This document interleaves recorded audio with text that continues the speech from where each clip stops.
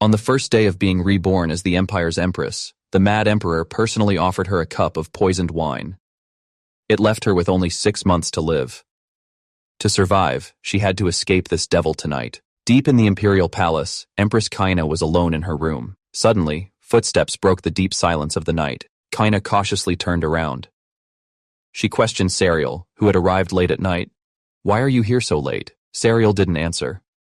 He just stared at her coldly. In the eyes of her nominal husband, she was nothing more than a delicate plaything. But Kaina didn't care. She had already decided to leave this man for good, very soon. Serial took out a pink diamond ring.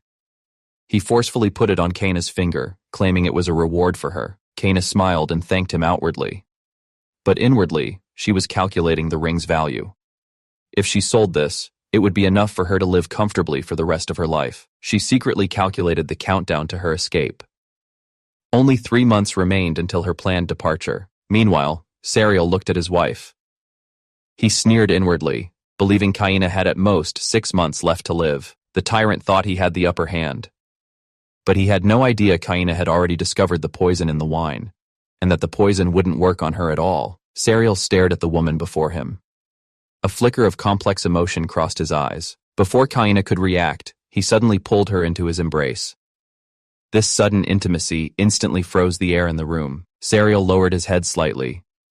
He whispered something in her ear, so softly it was barely audible. Who would have thought Kaina harbored a huge secret?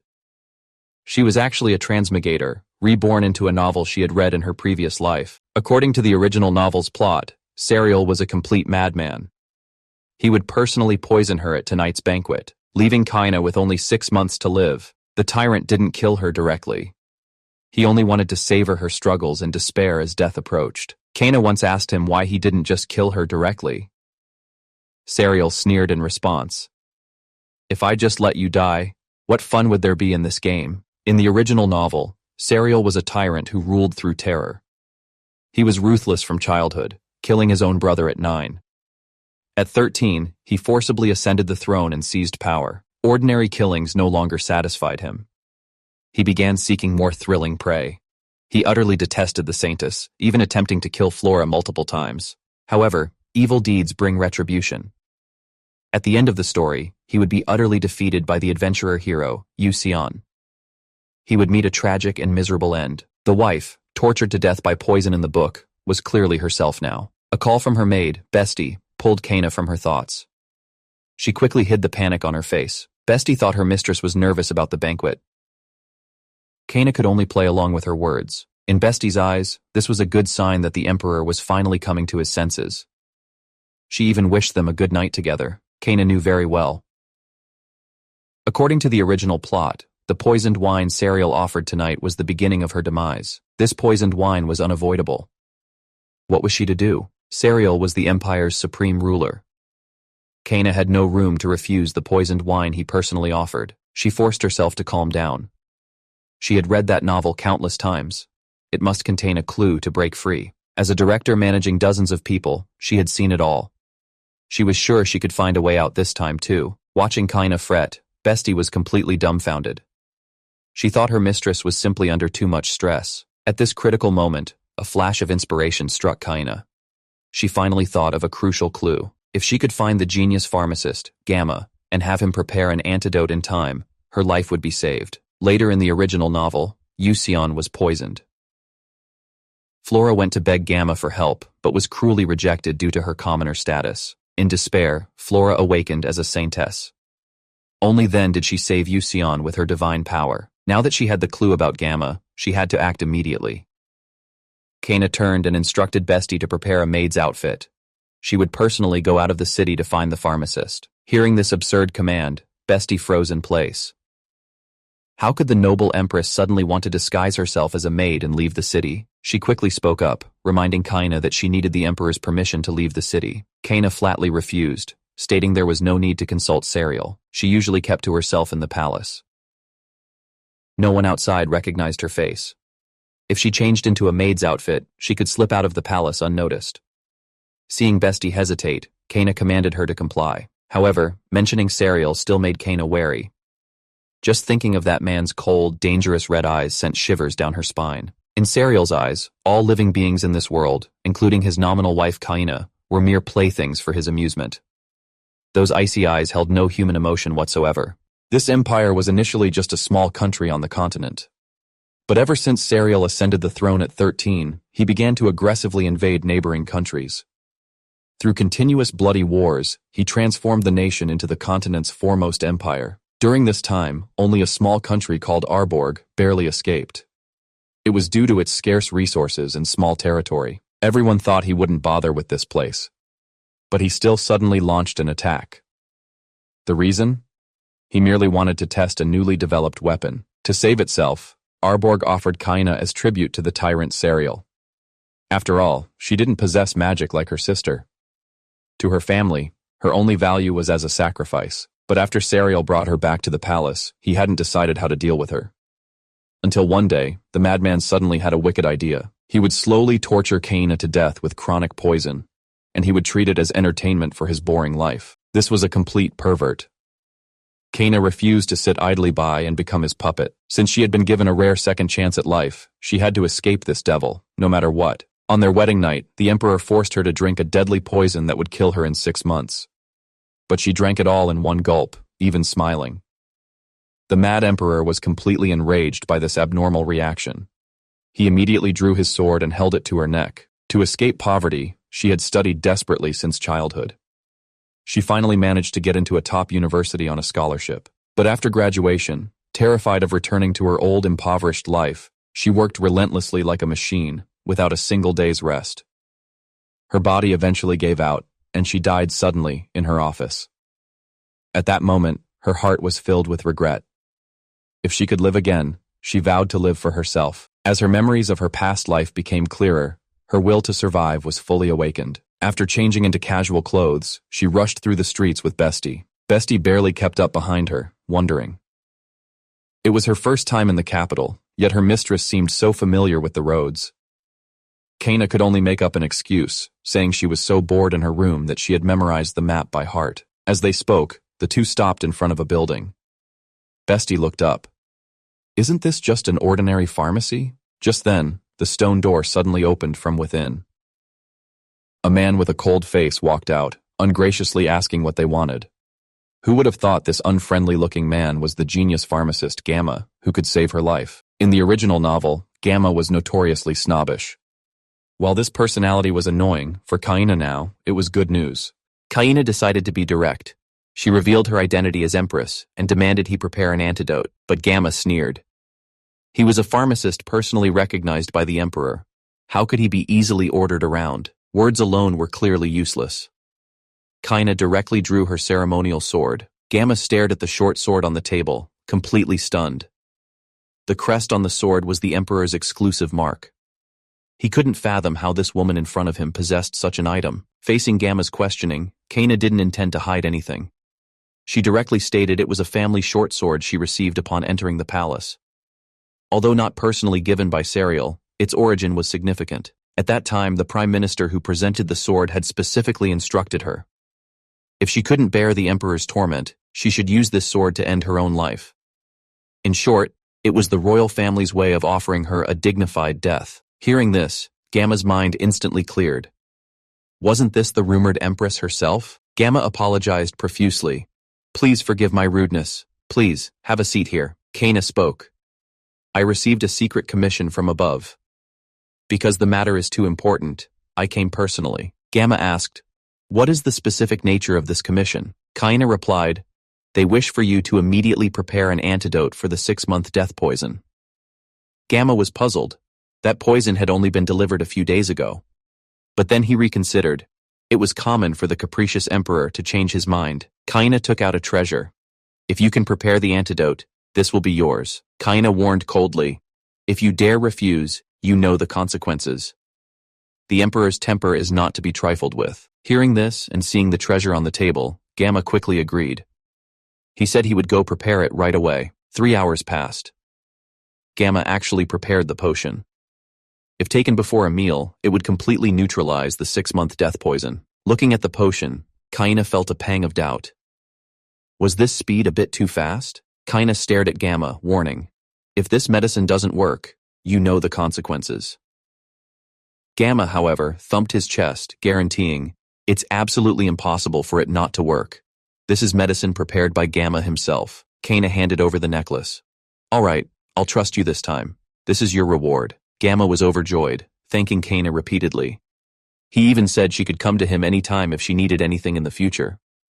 Seeing Gamma's greedy expression, Kana actually felt relieved. Such people were easy to deal with. She might even need him again someday. Although the necklace was a relic left by her mother, saving her life was paramount now. She couldn't afford to feel sentimental. In a blink, it was the night of the banquet. The entire palace was brightly lit, but for Kaina, it was nothing short of a death trap. At the other end of the long table, Sariel was already waiting. You're here. Kaina wore a polite smile.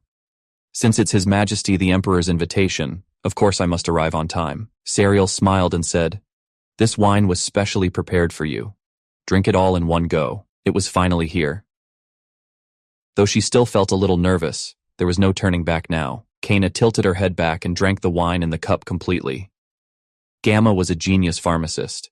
There would definitely be no problem this time. Watching Kaina drink the wine, Sariel's smile deepened. My dear wife, you only have 6 months left to live. That wine was a potent poison that would completely end your life in 6 months. Watching you tremble in fear before death will surely be very interesting. These lines were exactly as written in the novel. But Sariel had no idea the woman before him had long since changed souls. She wouldn't just wait for death like in the original story. Kaina simply asked calmly, Is that so? This reaction completely threw Sariel off. The man frowned and asked, Didn't you understand what I said? You only have 6 months left to live. Aren't you afraid at all? Kaina, however, replied calmly, I'm not afraid.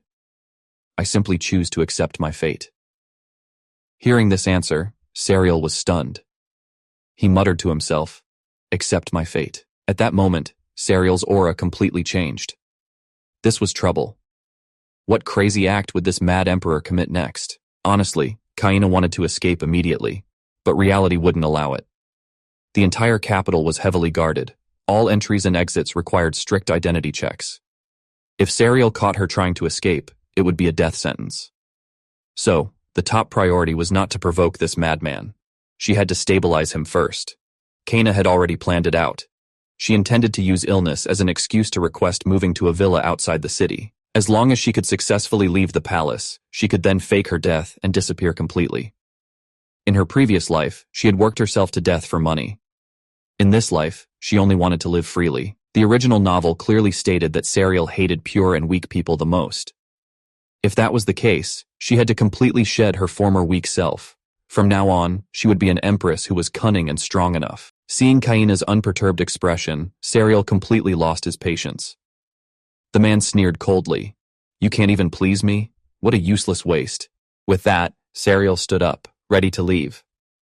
But the madman clearly wasn't done yet. With a whoosh, a gust of wind swept past. A bloodstain appeared directly on Kaina's face. Sariel said coldly, I might as well kill you now. Wait, this wasn't what was agreed upon. This scene wasn't in the original novel. Could her reaction have caused her death to be brought forward? The mad emperor suddenly had murderous intent. To survive, I could only play my last card. But why would the prime minister, destined to rebel, sneak into the East Palace treasury alone late at night? Having been reborn with such difficulty, she absolutely couldn't die so ignominiously. She had to find a way to survive. Kaina forced herself to calm down, took a deep breath, and shouted, Your Majesty, please don't kill me yet. I swear, within these 6 months, I will make myself useful to you. Sariel sneered. What help could a useless woman like you be to me? Kaina directly pulled out her last card. I will fulfill your wish, Your Majesty. Sariel stopped in his tracks. My wish? Now this is interesting. What exactly was this mad emperor's wish? Sariel approached Kaina, questioning coldly. What do you think that is? Kaina took a deep breath and directly threw out the answer. It is the peace and expansion of this empire. Actually, she wasn't entirely sure. After all, the original novel never mentioned what Sariel truly wanted. But since he built an empire from scratch, this must be what he cared about most. It was just like how she worked desperately in her previous life. Essentially, it was all for development and profit. Sariel sneered, questioning. How can a coward who hides in her room all day think she can help? Kana replied calmly. I haven't been wasting my time in my room, Your Majesty. I've been reading and studying all day, and I've long since understood everything about this country. On this matter, Kaina truly wasn't lying. Even back in the kingdom of Arborg, she loved reading. She was always with a book, even before awakening her past life's memories. Actually, she had no choice. Because Sariel could strike at any moment. To escape the constant fear of death, she could only bury herself in books. In this cold palace, she had no other pastime besides reading. What was worse, in that so-called home, only endless torment and danger awaited her. The painful memories of the original owner's torment instantly flooded back. That despair almost swallowed her whole. With a clang, the long sword was coldly dropped to the ground. Sariel warned from above, "Remember what you said today. If you prove useless to me, I won't wait 6 months. I'll kill you right now." After delivering his threat, the madman slammed the door and left. Thank goodness, she had at least escaped the immediate death sentence. Given the situation, her death could be brought forward at any time within the 6 months. But now, there was no turning back. The immediate task was to find life-saving clues from Sariel's past. The original novel did mention some useful information about him, but words alone were not enough. She needed concrete evidence. If she couldn't accomplish this, she would truly lose her life. After hearing Kaina's plan, Bestie was completely stunned. His Majesty actually poisoned you? Kaina, however, was calm. She stated that she must get the antidote and then find an opportunity to fake her death and escape. Bestie quickly asked, "Your Highness, how do you feel?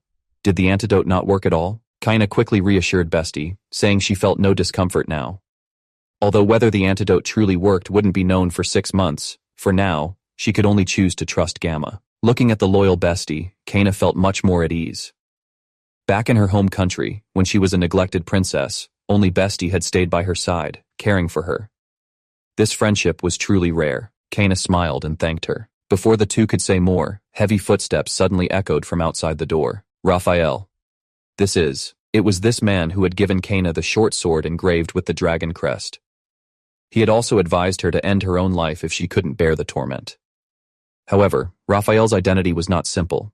He used to be a knight. When Sariel was imprisoned in the dungeon as a child, Raphael was his caretaker. What did this mean?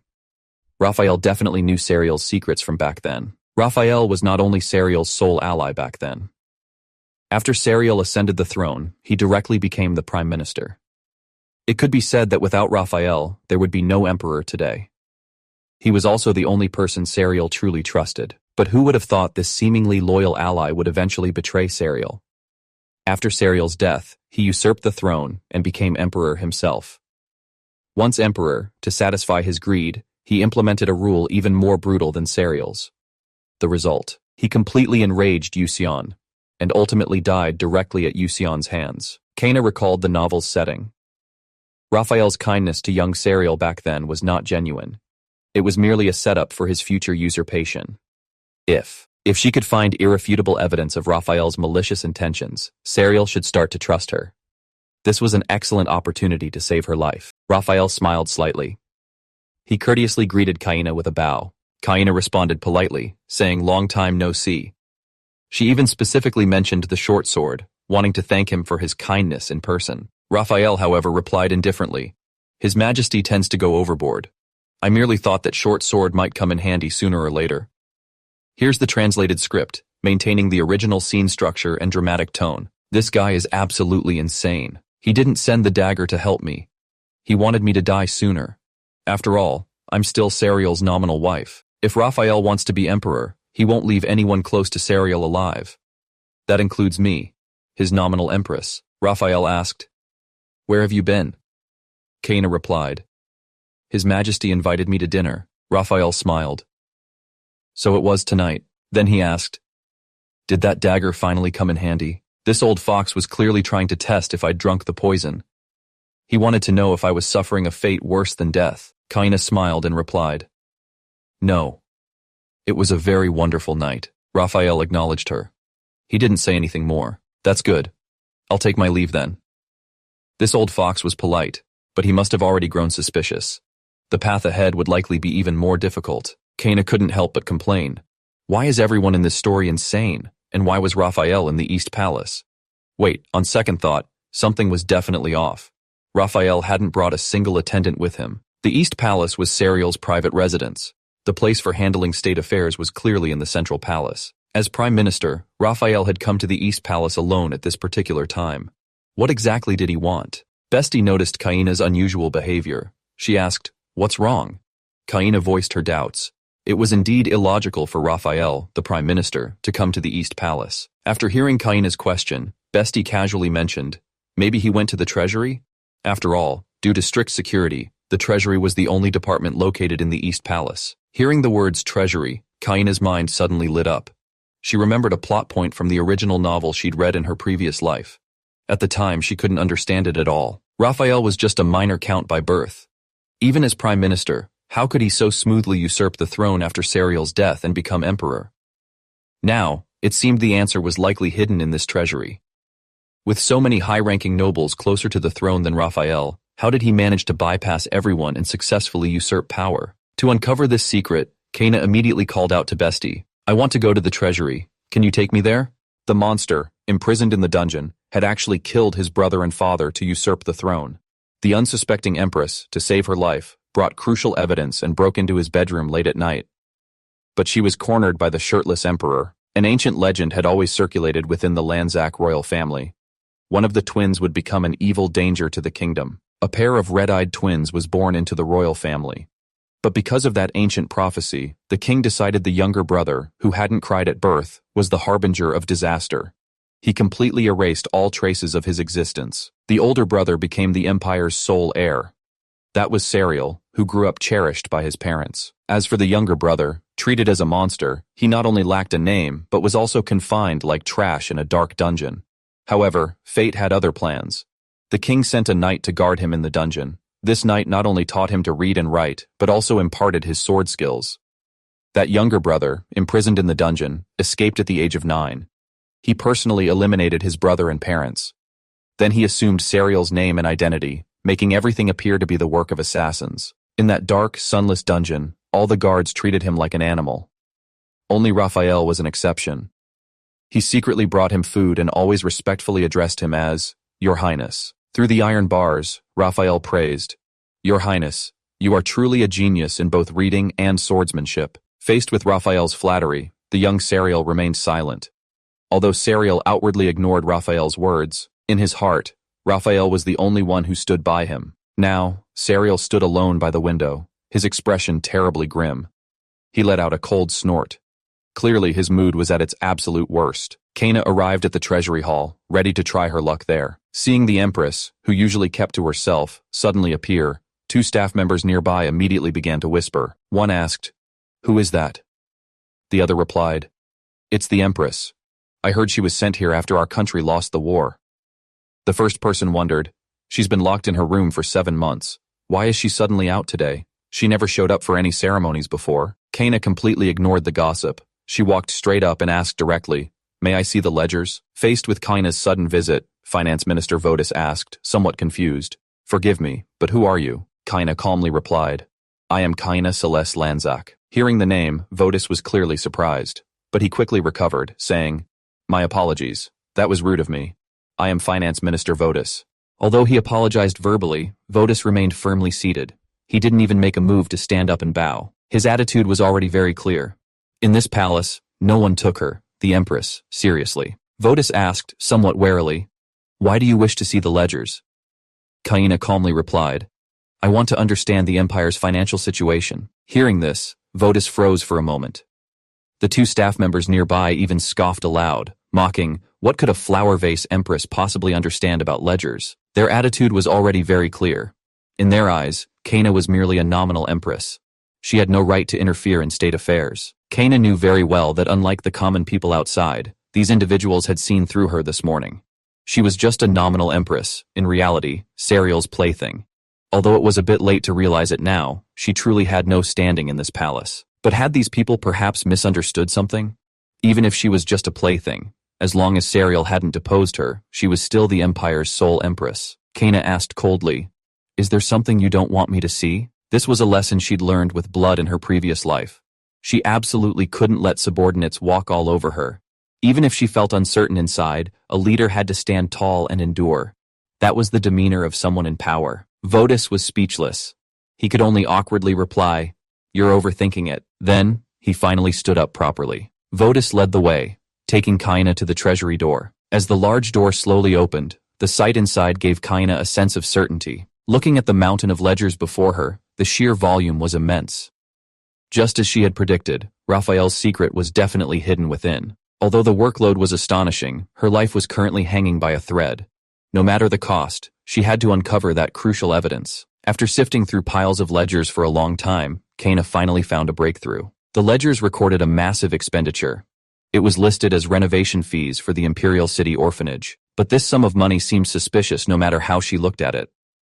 Earlier, when she went to the Gamma family, she had passed by that orphanage. She still clearly remembered how dilapidated that orphanage looked at the time.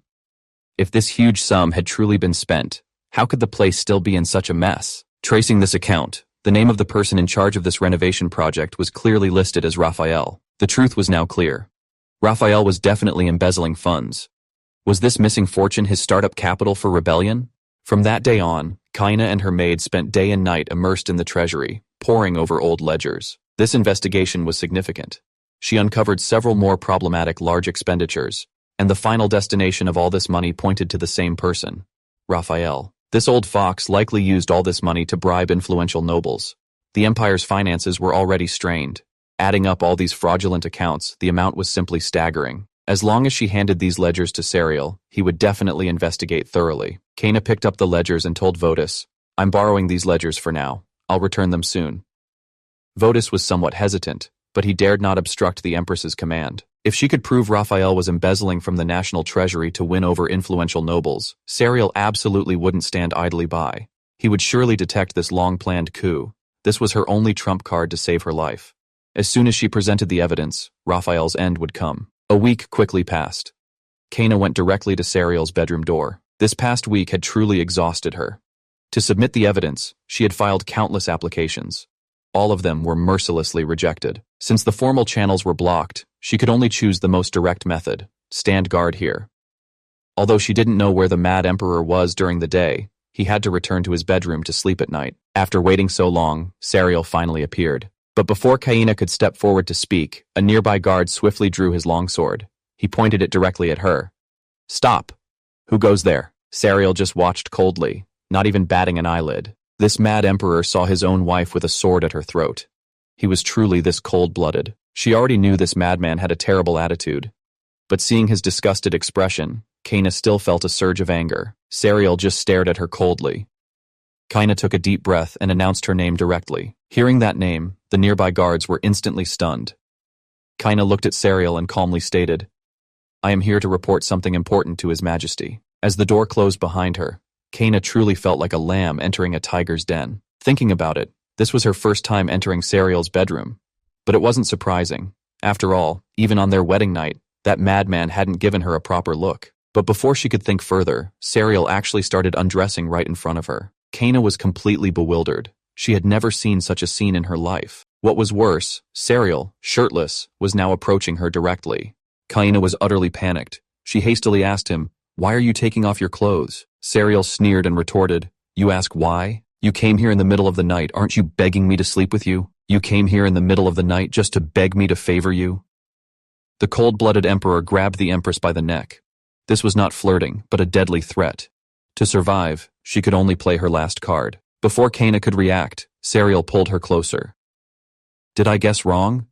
You actually don't want this?" Kaina was completely flustered now. She stammered, "No, that's not it." But Serial had no intention of letting her go.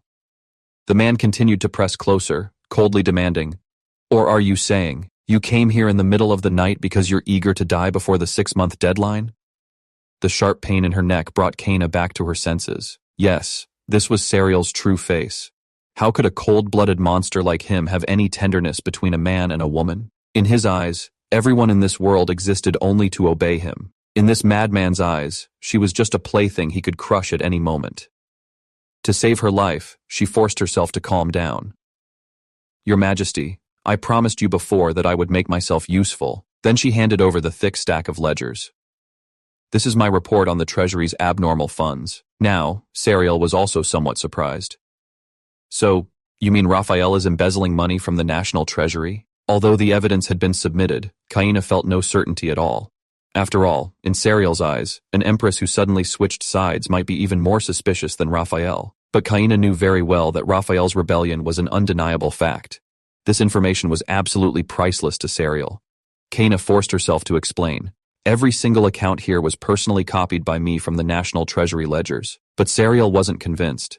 Do you think I would believe the words of a useless woman? Since he didn't believe her, Kaina could only present more direct evidence. Your Majesty, if you don't believe me, you can personally visit the Imperial City Orphanage. It supposedly receives massive renovation funds every year, but in reality, not a single brick has been repaired. But Serial wouldn't listen. He coldly dismissed her. This is nothing but your lies. Then he tossed the documents in his hand aside. Looking at the man before her, Kaina suddenly understood. She never imagined this cold-blooded monster could also lose control of his emotions. It seemed the rumors from her previous life were true. For Serial, who had been imprisoned in the dungeon since childhood, Raphael was the only one who had ever shown him warmth. In this world, Serial had only ever opened his heart to Raphael. So even with the evidence right before his eyes, he was unwilling to doubt his soul's salvation. To save her life, Kaina could only play her last card. She looked at Serial and promised, "From now on, I will be the only light in your Majesty's world." She wanted to replace Raphael. "I promise I will be useful to you, so please believe me." But she underestimated Serial's obsession with Raphael. Her words not only failed to move him, but completely enraged the madman. Serial roared, "Guards, take this woman and lock her in the dungeon." Serial watched Kaina being led away, not even blinking. The guard warned coldly, "Stay here quietly until His Majesty gives new orders." With the crisp clang of the iron chains falling, Kaina's escape route was completely cut off. At least her life was spared. Given Serial's temper, it wouldn't have been surprising if he'd executed her on the spot. Although she was imprisoned in this dark dungeon, as long as she was alive, there was still a chance to turn things around. Speaking of which, due to years of continuous warfare, the Empire's finances were already in tatters. At such a critical time of financial scarcity, Raphael was secretly transferring massive funds. As long as Serial wasn't a fool, he would eventually follow the clues and uncover the truth. At that point, Raphael's rebellion plan would be completely exposed. If she could help Serial expose the traitor, Kaina would completely win his trust. By then, freedom would be within her grasp. Recalling the vow she had made to Serial, Kaina couldn't help but let out a self-deprecating laugh. In truth, thinking about it, neither in her previous life nor this one had she ever been anyone's salvation. Serial had even deluded himself into thinking she was coming to embrace him. He truly thought too much. If that madman saw her back beneath her clothes, he would probably only feel disgusted. It was covered in shocking scars. These abuses, once silently endured, were not badges of honor to her. Instead, they were pillars of shame for her past weakness and incompetence. In fact, Kaina felt somewhat fortunate. Serial had never touched her, even though they were nominally husband and wife. Looking at the pile of torn papers before him, Serial was also lost in thought. He hadn't forgotten that when Kaina first saw him, she was so frightened she collapsed on the spot. Since then, she had kept herself locked in her room. In Serial's view, the strong protecting the weak was nothing but self-comforting nonsense from the weak. He was even less likely to trust a weak woman. However, the massive sum of embezzled funds in the ledgers Kaina had brought was indeed too large to ignore. He recalled his days in the dungeon. Back then, only Raphael would secretly bring him messages. Through the iron bars, Raphael told him, "Your Highness, you've grown taller again. I must prepare new clothes for you." Raphael, who once showed concern for Serial in the dungeon, spoke of anticipating his growth. But in reality, once the investigation results came out, all that warmth was shattered. A subordinate reported, holding a document. "It's all true. Raphael embezzled public funds. He not only gave large benefits to nobles, but he also secretly transferred massive funds to a new merchant guild called Civid.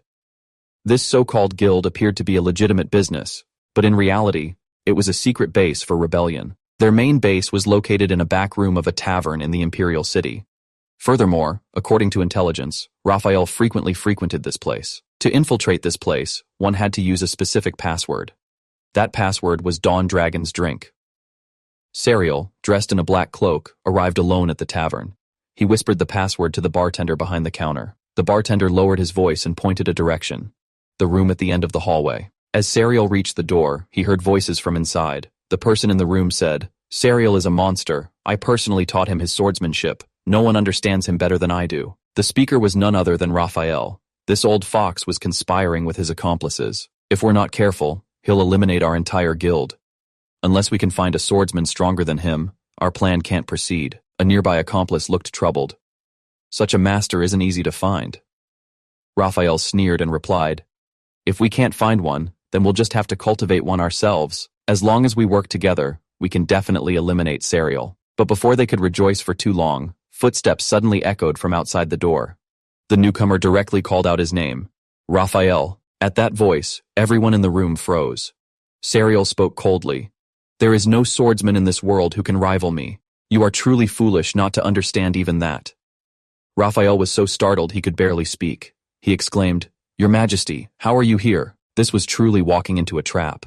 Serial slowly drew his longsword and coldly declared, You're fired. Who could have imagined Serial would act so swiftly?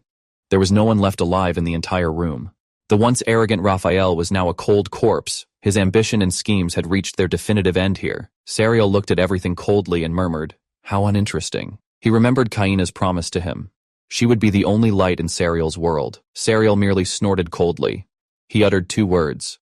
Absurd. After being imprisoned in the dark dungeon for 2 full weeks, the blood-soaked Mad Emperor suddenly burst in. He not only melted the iron bars, but also brought news of the traitor's execution. He even scooped her up and carried her away. In this dark, damp dungeon, even time became blurred.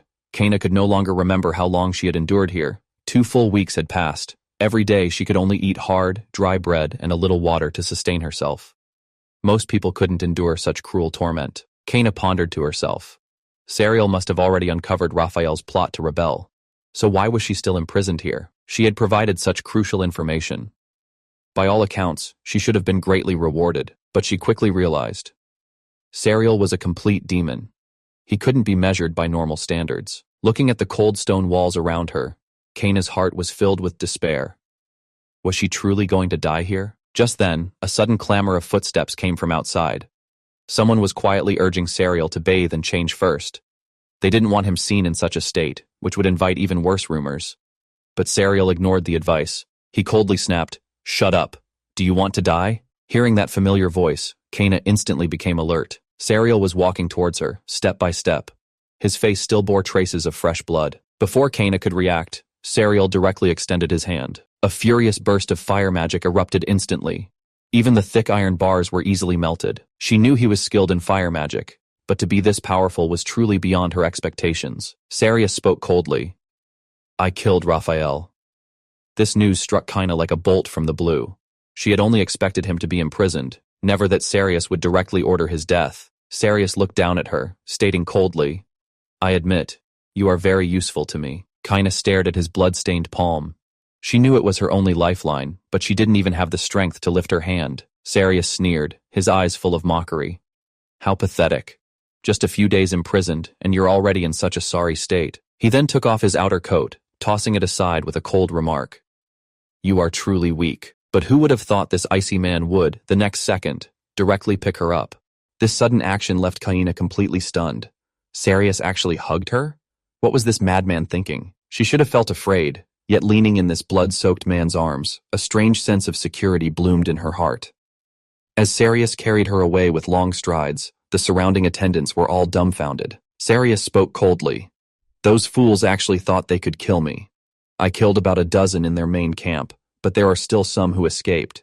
I will eventually hunt them down one by one. Looking at the blood-stained man, Kaina asked with some concern, Serial, are you hurt? Serial merely sneered disdainfully. Those overconfident fools. If they had known their place earlier, they might have lived a few more days. This madman's methods were utterly ruthless. Serial continued. I plan to hang all the traitors' heads on the city gates for display, until only white bones remain, gnawed by birds. I will burn everything else, until not a single speck of ash remains in this world. Looking at this madman, Kaina felt a chill in her heart. She had originally believed Serial's trust in Raphael meant he possessed a shred of humanity, but now, it was clear this was entirely her own illusion. This cold-blooded monster had no heart at all. Kaina knew she had to leave this dangerous man as soon as possible. But before escaping, she still had one crucial task, to win over Archbishop Elian. Only with his support could she possibly survive this whirlpool of power. As soon as she saw Kaina return safely, the maid bestie let out a sigh of relief. Your Majesty, it's so good you're all right. I was so worried. Kaina gently comforted her. Thank you, bestie. Not only was she released, but her treatment was completely different from before. Looking at the table full of delicious dishes, Bestie excitedly announced, Your Majesty, look, today's meal is especially lavish. Bestie couldn't help but exclaim. Recently, the food has become more and more exquisite. Before, it was not only cold rice and cold dishes, but only a pitiful 2 dishes per meal. Hearing the maid, Kaina smiled helplessly. You're right. However, this treatment was much better than what she had in her old home, so she didn't take it to heart. Looking at the lavish spread, Bestie asked curiously, Do you think His Majesty specially ordered this? Kaina shook her head. It's probably those cooks overthinking things. Sarius personally carried me back earlier, so these people must have misunderstood our relationship and are rushing to curry favor. After hearing this, Bestie also agreed. Maybe you're right. Kaina drank the tea in her cup, praising, This tea tastes truly good. Just being able to drink it makes this trip to the castle worthwhile. Bestie, beside her, smiled and explained. The head chef said this tea is called Viola. It's specially blended from herbs and honey from his hometown. It not only restores energy, but also beautifies the skin. Hearing this, Kaina suddenly realized. No wonder her body had recovered so quickly recently, and even her skin had improved. Bestie continued. The head chef made a lot of stock because he missed home so much. If you like it, you can drink it any time. If this tea could be sold, it would definitely make a fortune. An idea suddenly sparked in Kaina's mind. She immediately called for her maid and instructed, Bestie, help me put the Viola tea into bottles as gifts, and also prepare an outfit for going out. Bestie asked curiously, Your Majesty, where are you preparing to go? Kaina replied, There's someone I must see at the temple. Kaina finally arrived at the temple. She had to get this done quickly, as she needed the Archbishop to issue a death certificate, proving she died from that poison that kills within 6 months. In the original novel, Elian was the one who ultimately declared Kaina's death. Not only that, Elian was also a formidable opponent. Compared to the innocent, boyish Liu Shan, Elian was the type who exuded mature charm. In Kaina's memory, Elian's popularity among female readers was much higher than Liu Shan's. However, this temple was ridiculously large. Elian, as the Archbishop, should be in the main temple. But what happened? This place was as big as a maze. They hadn't even found the main hall when the two of them got completely lost in the garden. Looking at the identical scenery around them, Bestie panicked slightly. How about we go back first? Now, it was even worse. They couldn't even find their way back.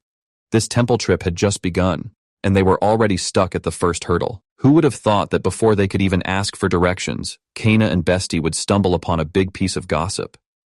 A woman in front was talking to Archbishop Elian, who spoke with some apology. I'm sorry. This completely stunned the two people secretly watching. I just don't feel that way about you. The dignified Empress of the Empire actually wanted to fake her death to escape, and her only ally was the powerful Archbishop.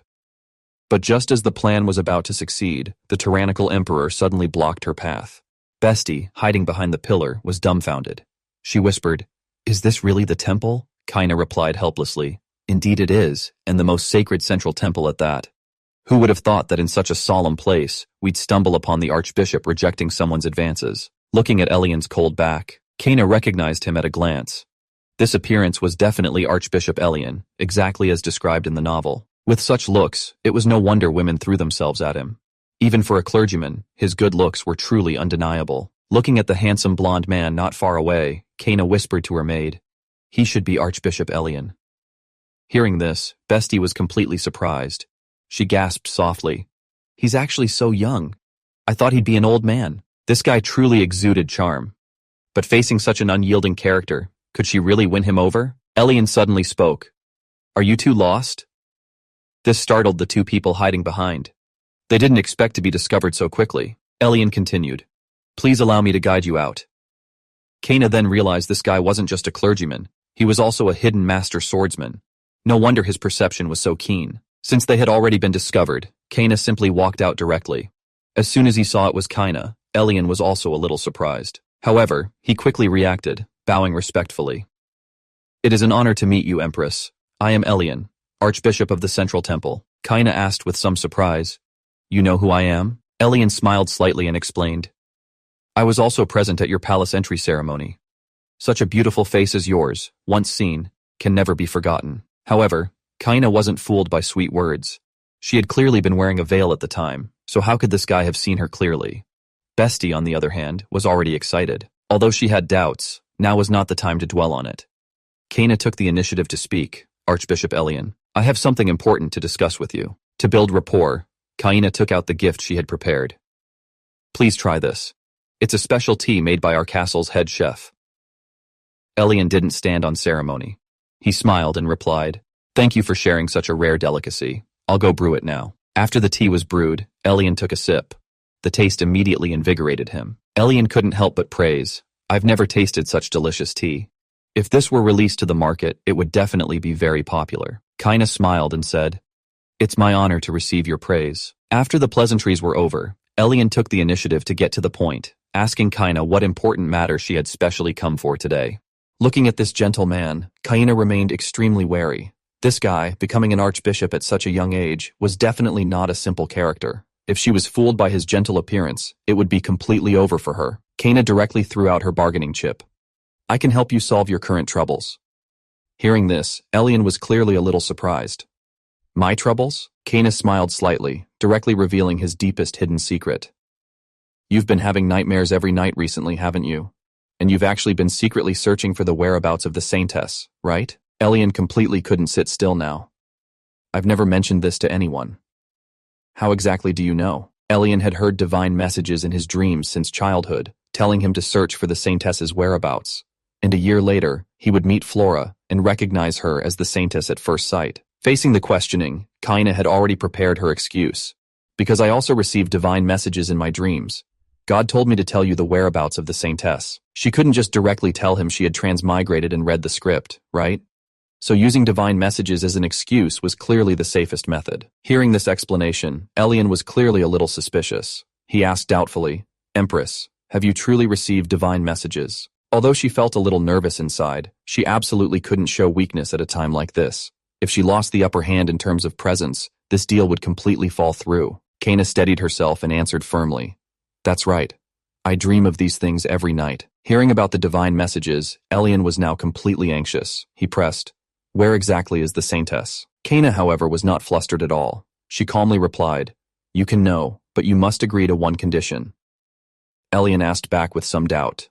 What condition? Kaina directly threw out her trump card, speaking word by word. 6 months from now, I want you to use your authority as archbishop to publicly declare my death. As soon as these words came out, Elian was completely stunned. Who would have thought that the request she made after going through so much trouble to seek cooperation would be something like this? Hearing this outrageous request, Elian smiled and asked, This request is indeed quite special. Can you tell me why? Kaina didn't hide anything. She directly laid out her cards. I plan to fake my death to escape and live my own new life. Hearing this, Elian sighed and said with some sympathy, It seems your situation is indeed more difficult than imagined. Kaina seized the opportunity to continue, so I need you to help me issue a death certificate. Hearing this crazy plan, Elian asked back with a hint of amusement, What makes you think I won't just go directly to the emperor and expose you? Kaina, however, seemed confident. She calmly replied, Because you resent my husband. These words hit the nail on the head. Elian pressed, Why do you think so? Kaina directly presented the evidence. I've checked the National Treasury's ledgers. The temple's budget has been severely cut these past few years. This is entirely Sarius's personal decision, because he despises clergymen from the bottom of his heart. He hates both the weak and those who claim to be pure. That's why he targets the temple everywhere. Anyone who is targeted so unfairly would harbor resentment, especially a proud person like you, Archbishop. Hearing this, Elian smiled and sighed. You truly are a perceptive woman. Then he gave his promise. All right, I will help you, Empress. This surprised even Kaina herself. She hadn't expected things to progress so smoothly. Elian mentioned a prophecy. When the saintess awakens her love, she will bring miracles to this world. This is the divine oracle I often hear in my dreams. So, no matter what, I must find the saintess as soon as possible and protect her well. Kaina immediately understood the man's thoughts. He must have already guessed that once the saintess truly appeared, Sarius would definitely kill her without hesitation. After all, that guy couldn't tolerate any threats. With the archbishop's commitment, Kaina finally felt reassured. Thank you. It's my honor to have such a powerful ally as you. Then let me tell you where the saintess truly is. Night fell. This negotiation finally concluded. Walking back, Kaina finally felt a little more at ease. Being able to win over Elian meant that crucial death certificate was basically secured. But before she could even relax, the person walking towards her instantly froze the atmosphere. Who would have thought Sarius would appear at this moment? Kaina was completely stunned. She never expected to be caught red-handed by him here. Both sides just froze in place. Sarius walked forward step by step, speaking coldly. So, you went out. Where exactly did you go? The Empire's tyrant burst into the Empress's bedchamber late at night. His first words were to question her about bringing a man. Facing this deadly scene of being caught with another man, the Empress not only didn't panic, but instead wanted to drag the tyrant to promote and sell tea leaves. Facing this sudden questioning, Kaina had to immediately come up with an excuse, otherwise her previous plans would completely fall through. She forced a smile and replied that she had only gone to the central temple. After all, as the Empress of the Empire, it was only right and proper to visit once. Sarius listened to the explanation, didn't even glance at her directly, and left indifferently with his attendants. He clearly heard it, but showed no reaction. It seemed the rumors were true. This emperor extremely disliked clergymen, and by extension, Kaina, who had visited the temple, was also disliked by him. Given Sarius's volatile personality, normally he would have already taken action against the temple. But now, the temple's power was immense, so he could only temporarily endure it. Looking at his departing back, Kaina wondered, will this man really meet the tragic end of being killed, as written in the novel? Fortunately, Prime Minister Raphael has already fallen, so at least there won't be a second tyrant in this world. But the future situation remains unpredictable. In the original novel's plot, once Arborg failed, Sarius was destined to be eliminated. After all, in the original setting, he was the source of all disasters. His only purpose in living was to be a stepping stone for the protagonist, ultimately meeting a disgraced end, not even leaving behind a good reputation. Thinking about it this way, this guy was quite pitiful, spending his whole life as a plot device. However, Kaina quickly shook her head. Now was not the time to pity others. She should first think about how to save her own life. Pitying a tyrant who wanted her dead was simply meaningless self-indulgence. In a blink of an eye, it was daytime. Kaina began to handle the palace accounts. The attendant beside her respectfully asked, Empress, do you need me to bring the next ledger? Kaina nodded slightly and told her to bring it over. At this moment, Wardus walked in, carrying tea and pastries. Your Majesty, I've prepared black tea and pastries. Would you like to take a break? Looking at Wardus's attentive attitude, Kaina knew very well. It seemed the rumors that Sarius had begun to favor her were spreading faster than expected. Even the people in the palace had started to adapt to the changing winds. Recalling the scene where Sarius saved her earlier, although she was indeed startled at the time, thinking about it now, it was actually a rare turning point. Since he could release her from the dungeon because of her merits, it showed that this cold man was not entirely unreasonable. If she could help the Empire solve its current financial crisis, she might be able to completely change his attitude. So, the most important thing now was to achieve something to win his trust. Looking at the ledger in front of her, an idea suddenly flashed in Kaina's mind. She planned to sell the tea from the castle. Hearing this idea, the maid Besti was a little surprised. However, Besti quickly agreed to the idea. After all, the head chef had made a lot of tea earlier and was now worried about how to deal with it. But she explained with some concern. If the emperor finds out the head chef secretly made so much tea because he missed home, he might be accused of rebellion. The head chef will definitely be happy to hand over the tea. Kaina sighed. I hope so. However, Besti still muttered. Can selling tea really save the Empire's finances? This stuff doesn't sell for much. Kaina, however, seemed confident. Cheap things also have their advantages. More people can afford them. We just need to sell a lot with small profits, and we can make a lot of money. So we need to attract customers from all over the country to the shops in the capital. Hearing this, Besti was completely dumbfounded. People from all over the country? How is that possible? Kaina smiled slightly and directly threw out her ultimate plan. We need to make everyone madly fall in love with this tea. To ensure this tea-selling plan was successfully implemented, Kaina knew that just a few of them wouldn't be enough. They had to find a professional to help. Kaina instructed her maid beside her, Besti, go bring that person to me. Not long after, the person was brought into the room. The man who entered seemed very reserved. Excuse me. I am the painter Roy. It's an honor to meet you. Looking at this overly nervous person, Kaina could understand. After all, being suddenly summoned by the rumored tyrant's wife, anyone would probably be quite frightened. Kaina took the initiative to greet him. I am Kaina Celeslanzak. I saw your paintings at the gallery in town before. They are truly beautiful. Hearing this, Roy was completely stunned. Your Majesty, you really saw my paintings? However, Roy quickly became self-deprecating again. I'm truly sorry to have let you see those unsightly things. My paintings are actually quite strange. Kaina immediately denied his statement. Not strange at all. Kaina continued to encourage him. I believe it won't be long before your talent is recognized by everyone. Hearing this, Roy was incredibly moved and quickly bowed in thanks. Although Roy didn't have much fame now, Kaina knew very well that in a few years, this man would become a top painter renowned throughout the continent. In the original plot, he painted a portrait of the Saintess Flora. As a result, he was noticed by a newspaper editor, and his painting was published with the title, Ultimate Beauty, making him famous overnight across the land. Pulling her thoughts back, Kaina got to the point. Actually, I called you here today because there's something I'd like to ask of you. Roy asked nervously and cautiously. What is it? Kaina smiled and made her request. Could you paint a portrait of His Majesty the Emperor? Hearing this request, Roy was completely stunned. Actually, Kaina had her own little plan. Currently, Flora had not yet awakened as the Saintess. Even if she was beautiful, no newspaper would publish a portrait of an ordinary village girl, so she had to choose a more sensational subject. Sarius. As long as the Emperor's portrait was published, it would definitely cause a sensation. At that time, Roy's reputation would naturally be established. As long as everyone saw that this tyrant was actually so handsome, they would definitely be utterly captivated by him. Moreover, Kaina also planned to add Viola tea to the background of Sarius's portrait. Simply put, it was to have the Emperor personally act as a product endorser. The promotional effect would definitely be maximized. However, although the plan was perfect, there was now a most fatal problem. With Sarius's temper, how could he possibly cooperate obediently as a model? It seemed she had to find a way to properly appease His Majesty the Emperor. Otherwise, this plan would completely fall through. Kaina had just returned to her room. Before she even had a chance to catch her breath, footsteps came from outside the door.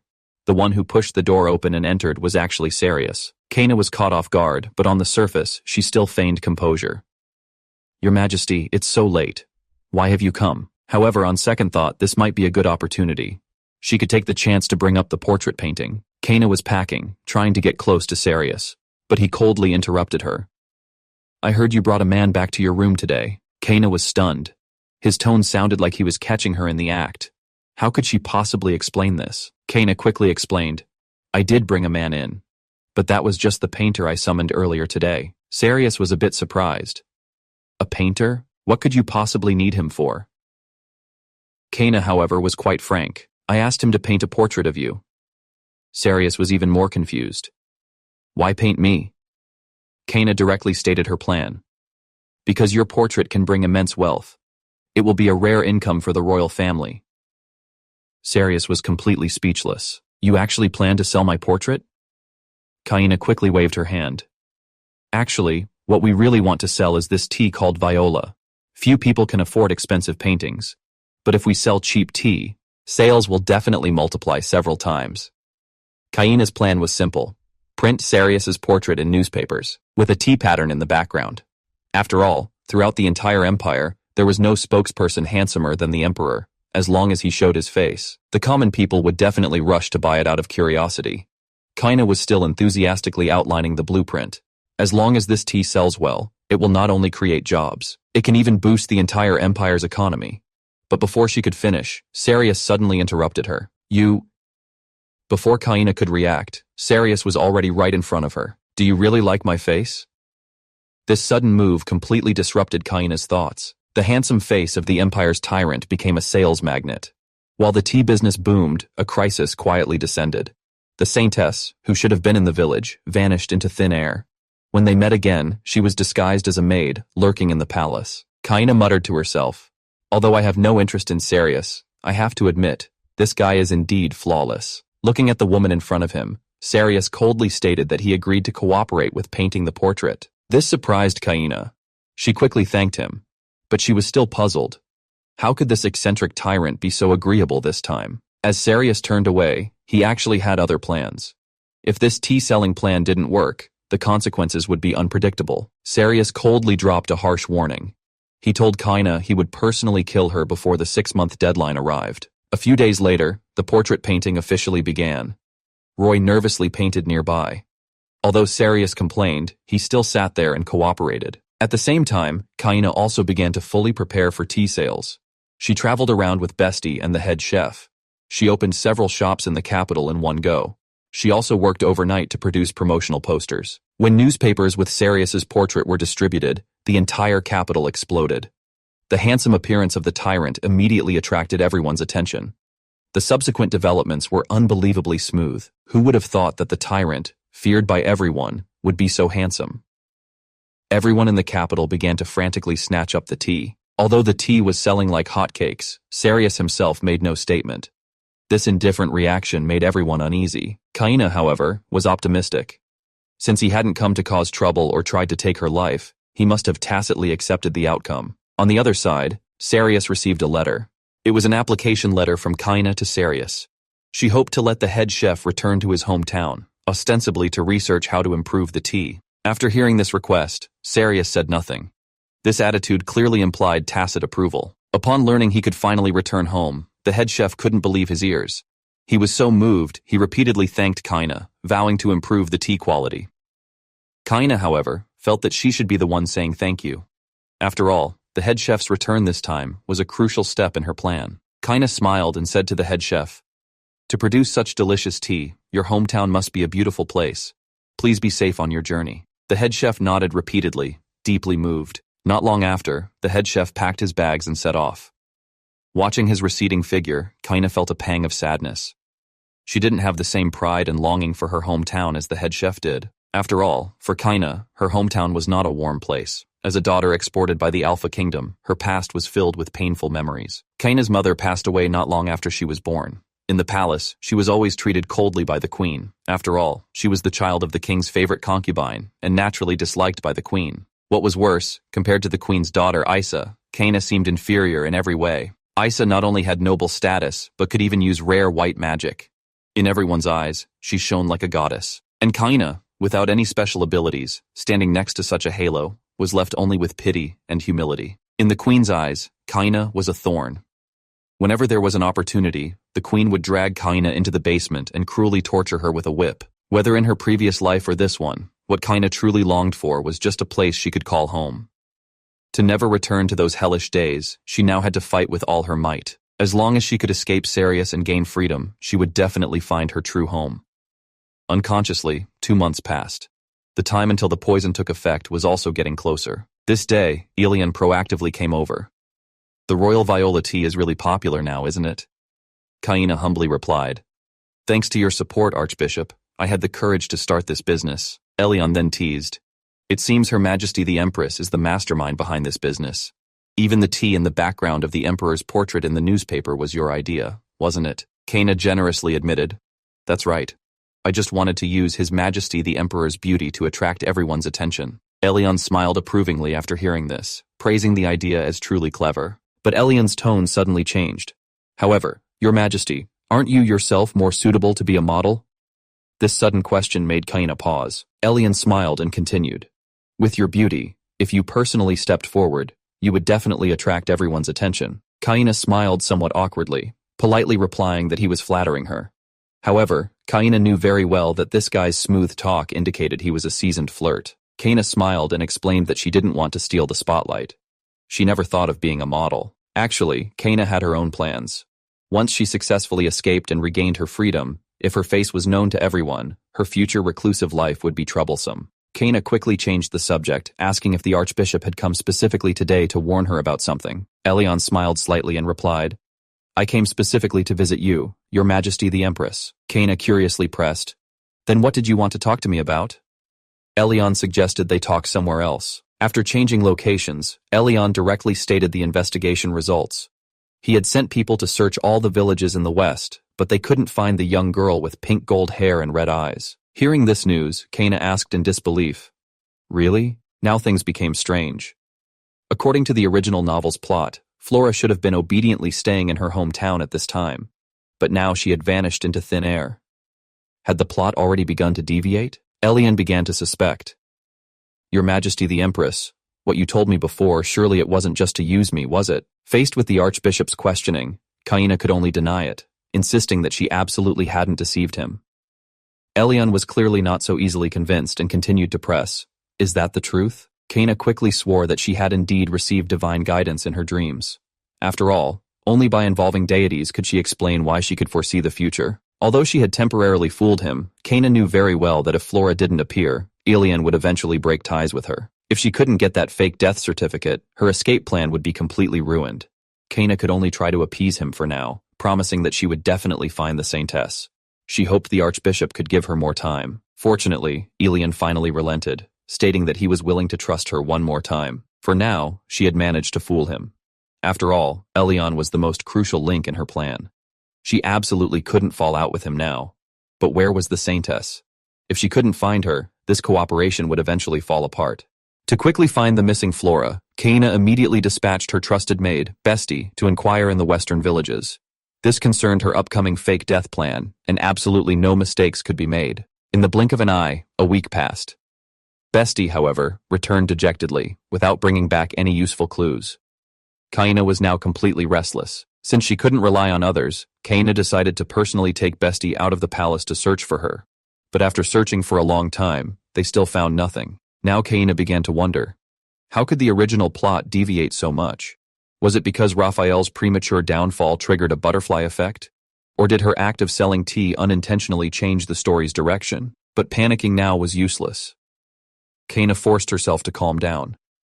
As long as the person was still in this world, she would definitely find clues. As long as both Sarius and Raphael disappeared, this world would once again welcome peace, just as written in the novel's ending. So, no matter what, the most important thing now was to find Flora first. But the problem was, in this vast world, where should she look for her? The lack of clues was driving her crazy. Bestie looked at the new recruits training nearby and sighed. They're training new maids here again. I heard the training in Albor is tough enough, but I didn't expect it to be easy here either. Kaina sighed and replied, It's really not easy. Even I'm almost exhausted. Just then, Bestie noticed a particularly striking person in the crowd and couldn't help but exclaim, That woman is so beautiful. Following Bestie's gaze, Kaina was stunned. Wasn't this Flora, whom they had been searching for all this time? Looking at the familiar figure in front of her, Kaina was completely bewildered. How could she be here? The original Saintess actually snuck into the palace as a maid.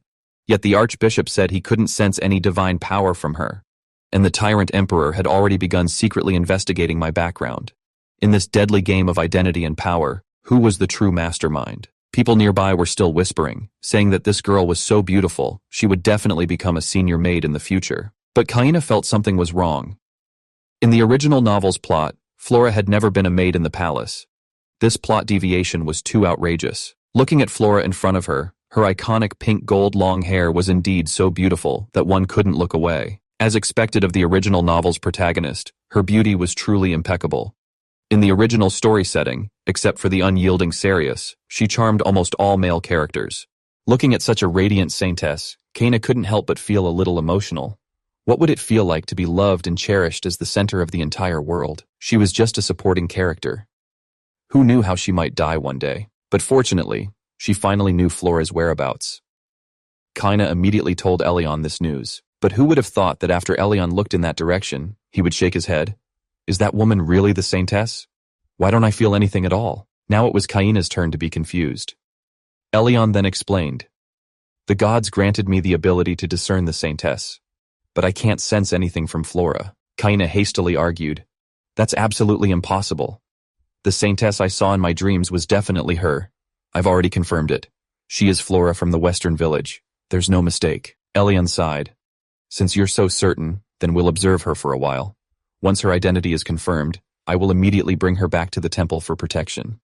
Kaina was still a bit unwilling. Even if you can't sense it now, can't you see she's special? She's practically sparkling. As a result, Elion smiled. In my eyes, you are the more beautiful one. Kaina only felt that this guy was just playing along. She smiled and replied, Archbishop, there's no need to say such insincere things. Elion, however, explained with a serious expression that everything he said was from the heart. Looking at this man full of sweet talk, Kaina suddenly felt a little dazed. All those deliberately forgotten past memories suddenly flooded back. In that so-called home, she had never heard a single word of praise, only endless insults and disdain. Just because she had no magical talent, even her black hair and appearance became reasons for punishment. The pain of those whips falling on her body was still vivid. Elion saw Kaina's concerns and gently comforted her. It's all right, Your Majesty. Even if we can't confirm the Saintess's identity right now, I will absolutely stand by your side. Hearing this, Kaina was a bit surprised. She hadn't expected him to say that. Elion then passionately declared, You shouldn't be caged like a canary. I truly hope you can gain your freedom. In the future, no matter what trouble you encounter, you can always come to me. Kaina thanked Elion. To show her gratitude, Kaina proactively offered him the newly improved tea.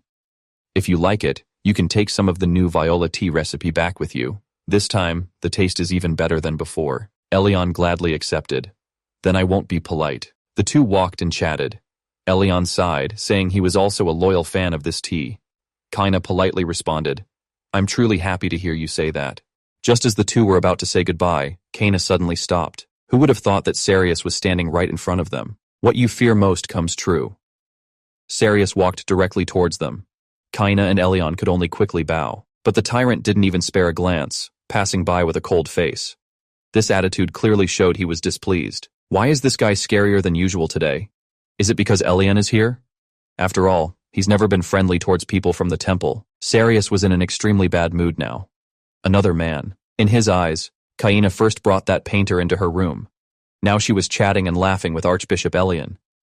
What exactly did this woman want? This irritation made the bloodthirsty impulse in his heart resurface. In fact, he always had a demon within him. As long as he stopped fighting, the darkness of the past would once again entangle him. Just then, a knock came from outside the stone door. A maid entered, carrying tea. Sarius drank the Viola tea that was brought to him and discovered something incredible. The more he drank this tea, the faster the bloodthirsty impulse in his heart subsided. Did this tea really have some magic? This made him involuntarily think of Kaina, the woman who had once sworn to become the only light in his life. When she first arrived in the Empire, she was clearly like a frightened little mouse, but now she could produce such magical tea. Which one was the real her? To find out the truth, Sarius called a maid and immediately ordered his adjutant to go to the Albor Kingdom. He must thoroughly investigate Kaina's past. Meanwhile, in the Alpha Kingdom, everyone was crazy about another person. Kaina's younger sister, Isa. Isa used her miraculous white magic to heal an old man who couldn't even stand steadily. In everyone's eyes, she was simply a goddess descended to earth. In the eyes of the people of the Albor Kingdom, Isa was the embodiment of perfection.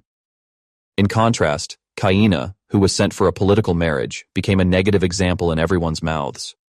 Everyone thought Kaina was a good-for-nothing who only chased men, while Isa was their saving angel. After the event, the queen praised Isa's performance endlessly. In the queen's eyes, as long as Isa could successfully inherit the throne, she could unite the entire country and even help the kingdom regain its freedom. The queen began to complain again. Since becoming a vassal state of the empire, life had become increasingly difficult. The woman blamed Kaina for everything, feeling that if Kaina could have pleased the emperor, the country wouldn't have fallen to this state. Sitting nearby, Isa listened to these words but felt a hint of sympathy for Kaina. In her opinion, Kaina was probably suffering some torment in the empire, or might even be dead by now. Just then, a sudden urgent cry came from outside. Someone was shouting Isa's name. The mother, holding her child, was desperately pleading outside, hoping Isa could use white magic to save her child. But before Isa could respond, the queen beside her coldly refused. You absolutely cannot help them. Isa felt a little uneasy. But they're pleading so pitifully. Are we really not going to help? The queen's attitude was very firm. Absolutely not. Your white magic can only be displayed in the lecture hall. In the queen's eyes, this miraculous magic was merely a political tool to solidify her position, not for charity. Faced with her mother's assertiveness, Isa finally compromised. Understood, mother. Watching the carriage mercilessly drive away, the mother could only desperately call out from behind. Inside the carriage, Isa's face was indifferent. In her eyes, these people were poor and sick, and it was purely their own fault. Just like her useless sister Kaina, who could only be sent to be the tyrant's empress. The scene shifted back to the imperial palace. A maid brought someone before Sarius. This is Flora, who has just been promoted to senior maid. Flora stepped forward, carrying a tea tray. It is my honor to meet you, your majesty. My name is Flora Owen. The tyrant emperor, to humiliate his new wife, actually announced at the national duel competition that the reigning empress would be the champion's prize.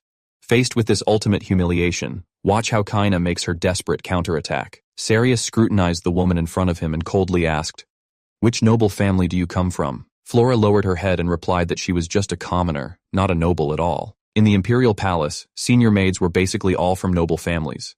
For a commoner to climb to this position was simply unprecedented. The maid beside her quickly chimed in, strongly assuring the emperor, although Flora is just a commoner, her talent is absolutely 1 in 100. She will definitely be able to serve your majesty well in the future. Just then, A report suddenly came from outside the door. The person sent to the Albor Kingdom has returned. The person respectfully presented a report, bringing back the latest news about Kaina. Sarius dismissed the maids, coldly stating, "There's nothing for you here." Once the irrelevant people had left, Sarius immediately got to the point, asking about the results of the investigation in the Albor Kingdom. His subordinate quickly presented the report, saying that the Empress's reputation in her hometown was absolutely terrible. Bad rumors about her were everywhere. This surprised Sarius. In his eyes, Kaina was either a timid pushover or a deeply cunning woman. How could she end up with such a ruined reputation? Sarius frowned and coldly pressed, "What kind of rumors?" His subordinate nervously continued to report.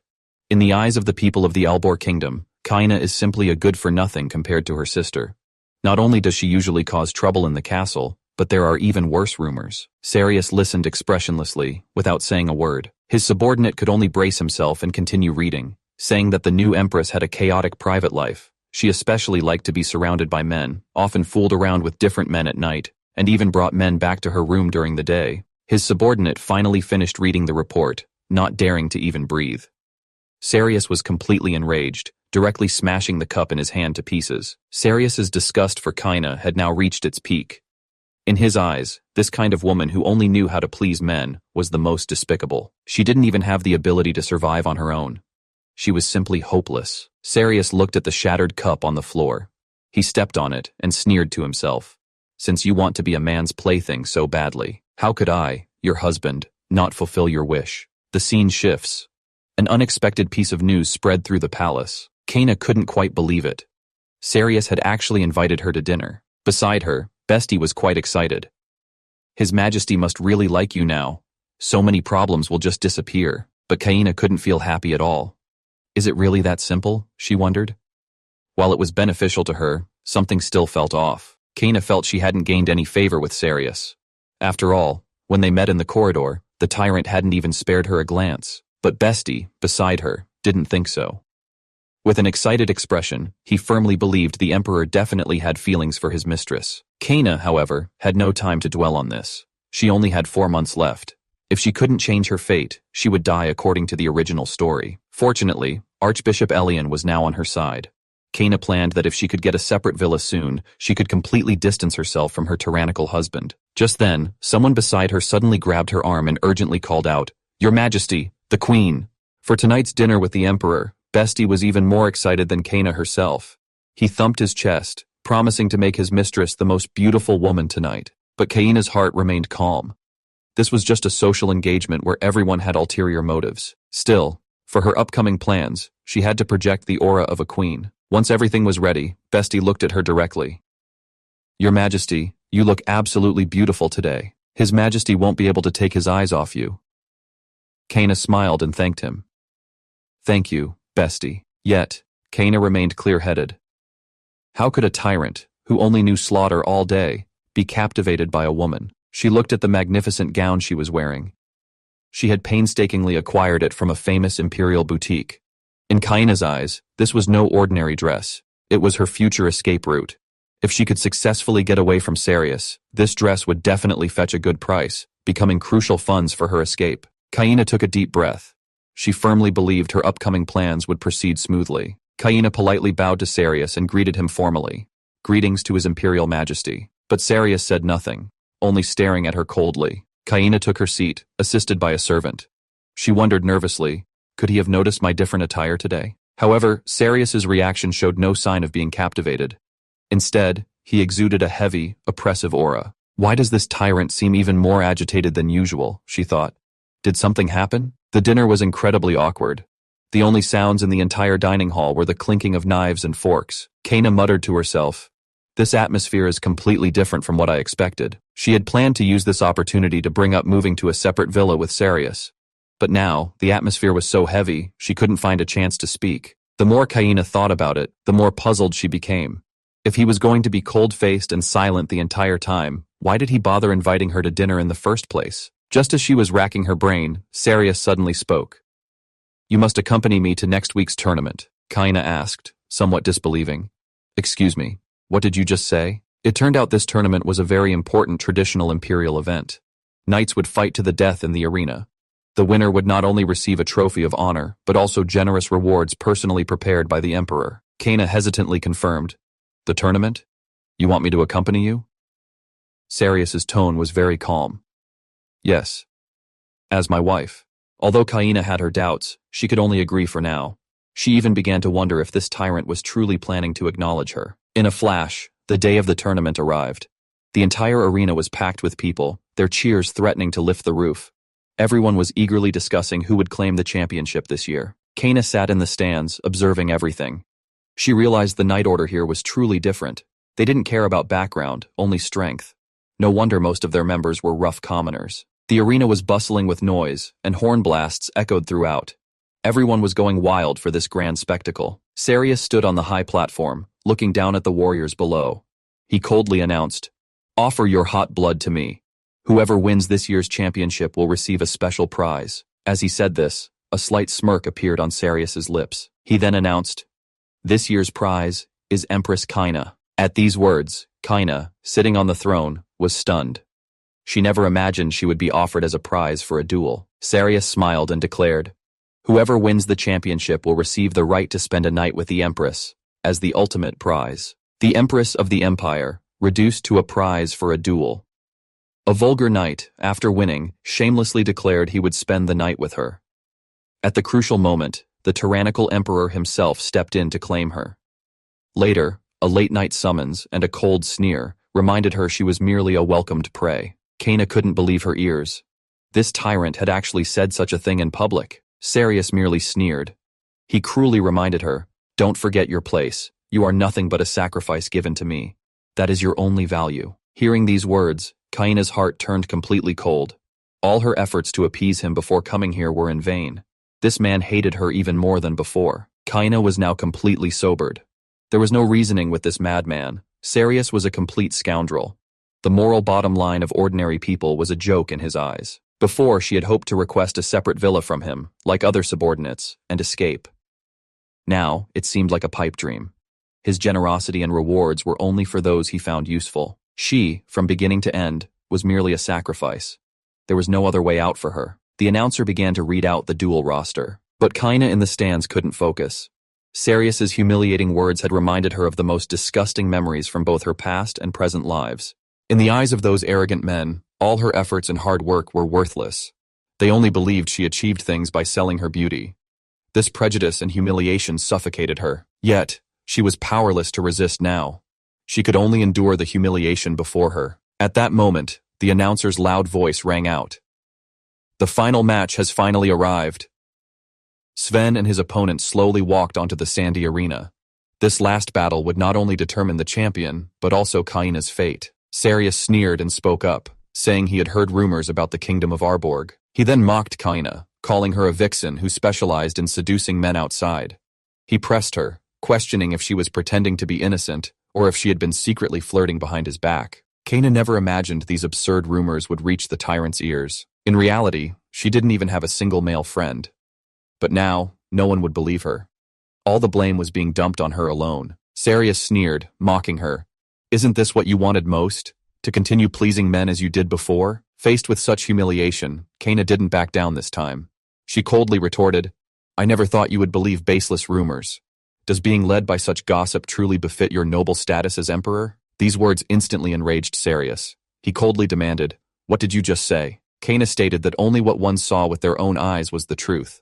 Fearlessly, she coldly declared, "Compared to you, I am indeed insignificant. But that doesn't mean I will bow down to anyone." Faced with her defiance, Sarius remained silent. It seemed no matter how hard she tried, she couldn't change this man's mind. Now, another word would be a waste of time. Just then, the duel in the arena reached a fever pitch. The situation on the field instantly changed. To win, Sven disregarded all martial ethics. He directly threw sand into his opponent's eyes, and while the opponent couldn't see, he delivered a heavy blow, knocking him down. The referee quickly called a halt and announced the winner. Sven. The audience below was utterly enraged. They cursed loudly, accusing him of using dirty tactics.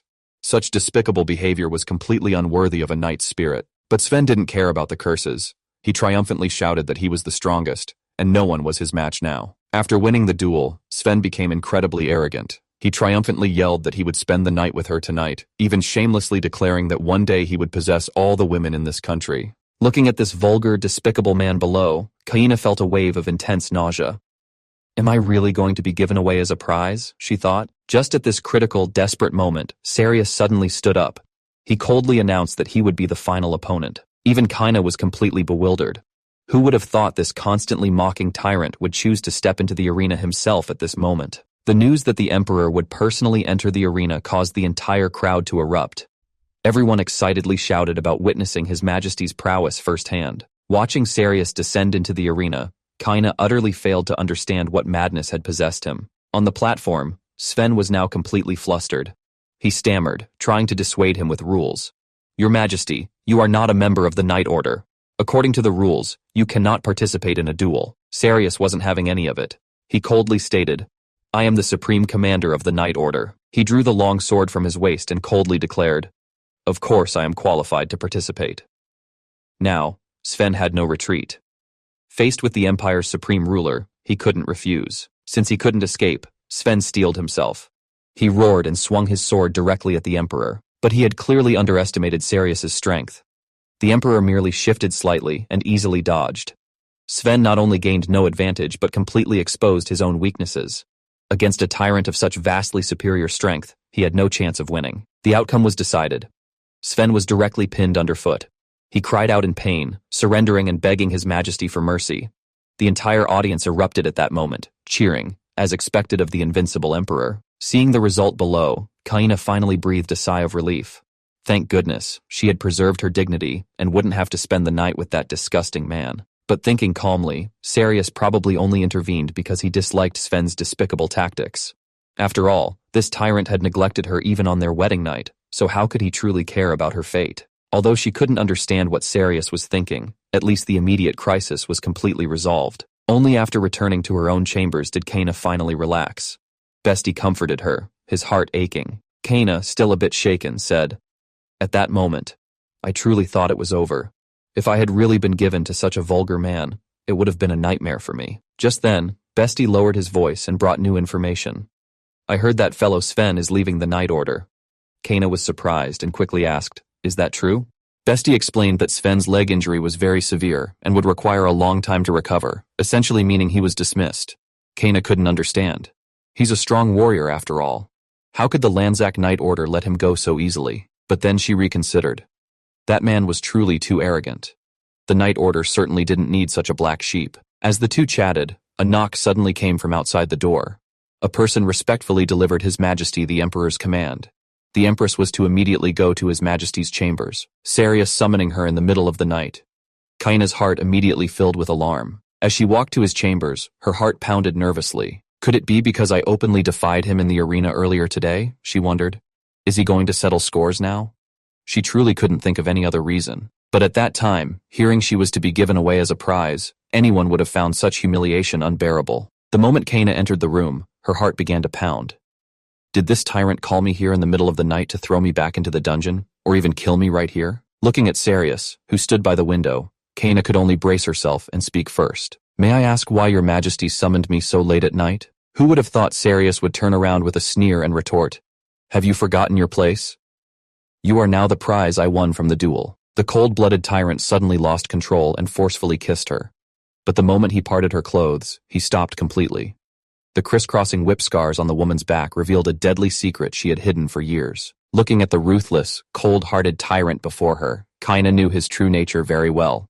In the original story setting, he was the only man who never fell in love with the original female protagonist. In the original story setting, this man was a complete madman. His hands were stained with the blood of countless people. Hoping such a tyrant would spare her was a pipe dream. Now, she had nowhere left to retreat. Kaina couldn't help but ask softly, Your Majesty, do you truly wish to share a bed with a woman? Hearing this, Sarius sneered and retorted, Do you think I'm some kind of saint? Kaina immediately panicked, quickly explaining, I absolutely didn't mean that. Before she could react, Sarius was already closing in on her, step by step. He suddenly reached out and pulled Kaina into his arms. This sudden action completely stunned her. She could only frantically gasp, Your Majesty. This was completely unlike the cold, ruthless tyrant she knew.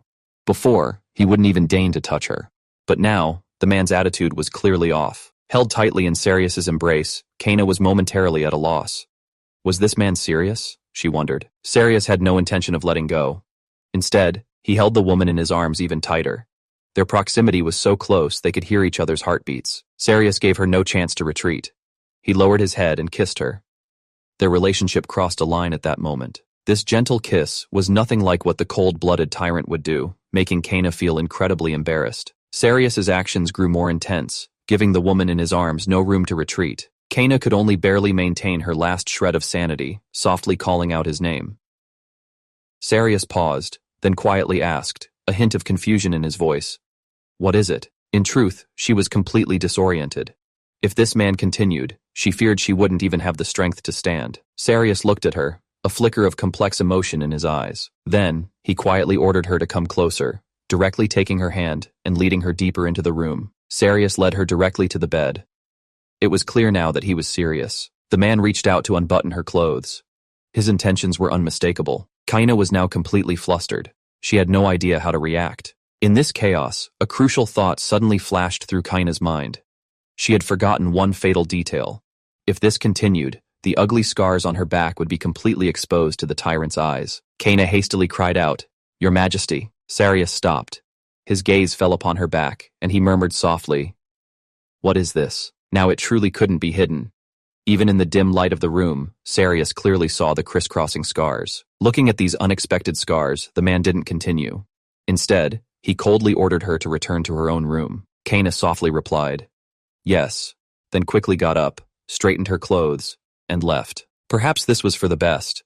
If she had truly become pregnant with this man's child, that would have been the real beginning of a disaster. But why did her heart still feel a pang of sadness? Kana said nothing more, simply excusing herself softly. Sarius remained alone in the empty room, his mind filled with the scene he had just witnessed. Those scars were definitely not ordinary bumps or scrapes. They were clearly whip marks. Looking at the horrific overlapping wounds, it was clear this wasn't just one or two punishments, but long-term, repeated torture. Who dared to inflict such cruelty upon her? This completely contradicted the rumors he had heard about the kingdom of Arborg. How could the woman, rumored to be so glorious and influential, have met such a tragic fate? Had she been subjected to inhumane abuse in her own homeland all this time? At this thought, an unnamed rage surged within Sarius. He even wanted to personally erase those glaring scars, but then he immediately felt something was off. When did he start caring so much about this woman's well-being? Sarius had always been a man who lived in darkness. For him, only the blood and wails on the battlefield made him feel alive. Those days of living on the edge of a blade, filled with bloodshed, were his entire life, until that woman appeared, completely shattering his original dark world. Kana had once looked at him and promised, word for word, to become the only light in his life. Sarius, however, suddenly stopped. The cold-blooded tyrant's heartbeat, at this moment, inexplicably lost its rhythm. Sarius had to admit, this woman, Kana, truly had a special influence on him. But in his eyes, this was a huge joke. She was nothing more than a plaything destined to die in 4 months. Yet, why couldn't he feel happy when he thought of this? He was the one who had summoned her, yet he felt inexplicably irritated. Before he could sort out his thoughts, an urgent report came from outside the door. Someone was requesting an audience in the reception hall. The man reported to him with a serious expression. There have been unusual disturbances recently in the northern Gran Rice Mountains.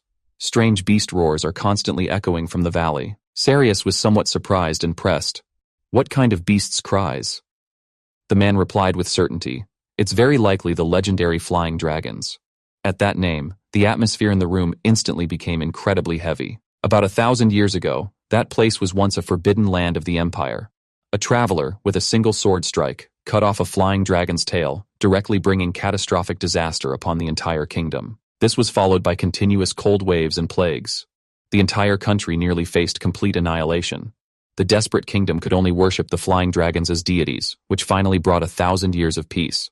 But now, how could dragon cries be heard again from a place that had been peaceful for a millennium? Sarius stated with a grave expression that dragon cries were always an omen of disaster. They had to prepare in advance. He immediately gave orders for the man to send people to investigate the Gran Rice Mountains and to gather scholars to find a way to appease the dragon's wrath. After the man acknowledged the order and withdrew, Sarius began to prepare for the worst. He not only had to stockpile large amounts of food, but also needed to secure the support of the Tana kingdom. Sarius knew very well that gaining the Tana kingdom's favor would be no easy feat. That country possessed the continent's most scarce resources. Previously, the empire had tried to conquer it by force, but had been met with failure. Now, there was no other option but negotiation. Just as he was pondering this headache, a knock suddenly came from outside the door. Someone had brought tea. Flora respectfully placed the tea on the table, then bowed and withdrew. Sariel watched him leave, momentarily forgetting his name. But that wasn't important.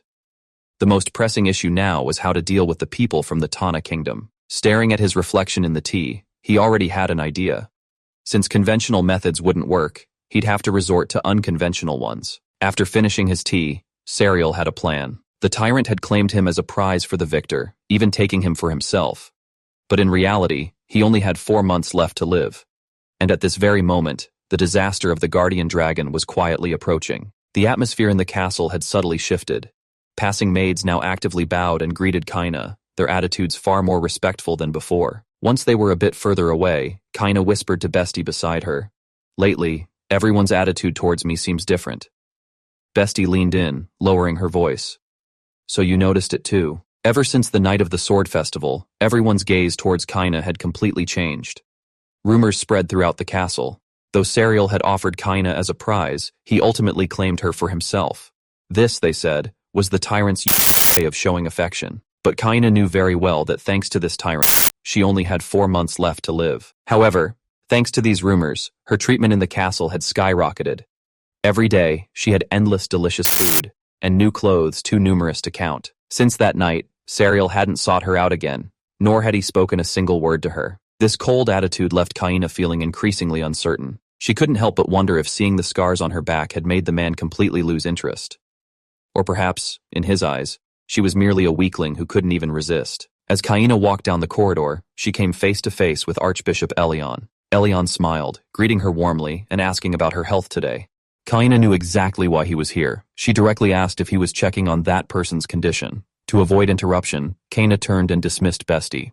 Elion, quite frankly, nodded and admitted it. It turned out that she they spoke of was Flora, the saintess of the temple. In this life, she was actually a maid in the castle. What's more, she had been assigned to Sariel's side, becoming his personal maid. This plot deviation was far too significant. Elion glanced around, then quietly suggested they talk somewhere else. After all, the castle was full of watchful eyes. As soon as they reached a secluded spot, Kaina eagerly asked, "What do you think of her now?" Elion sighed.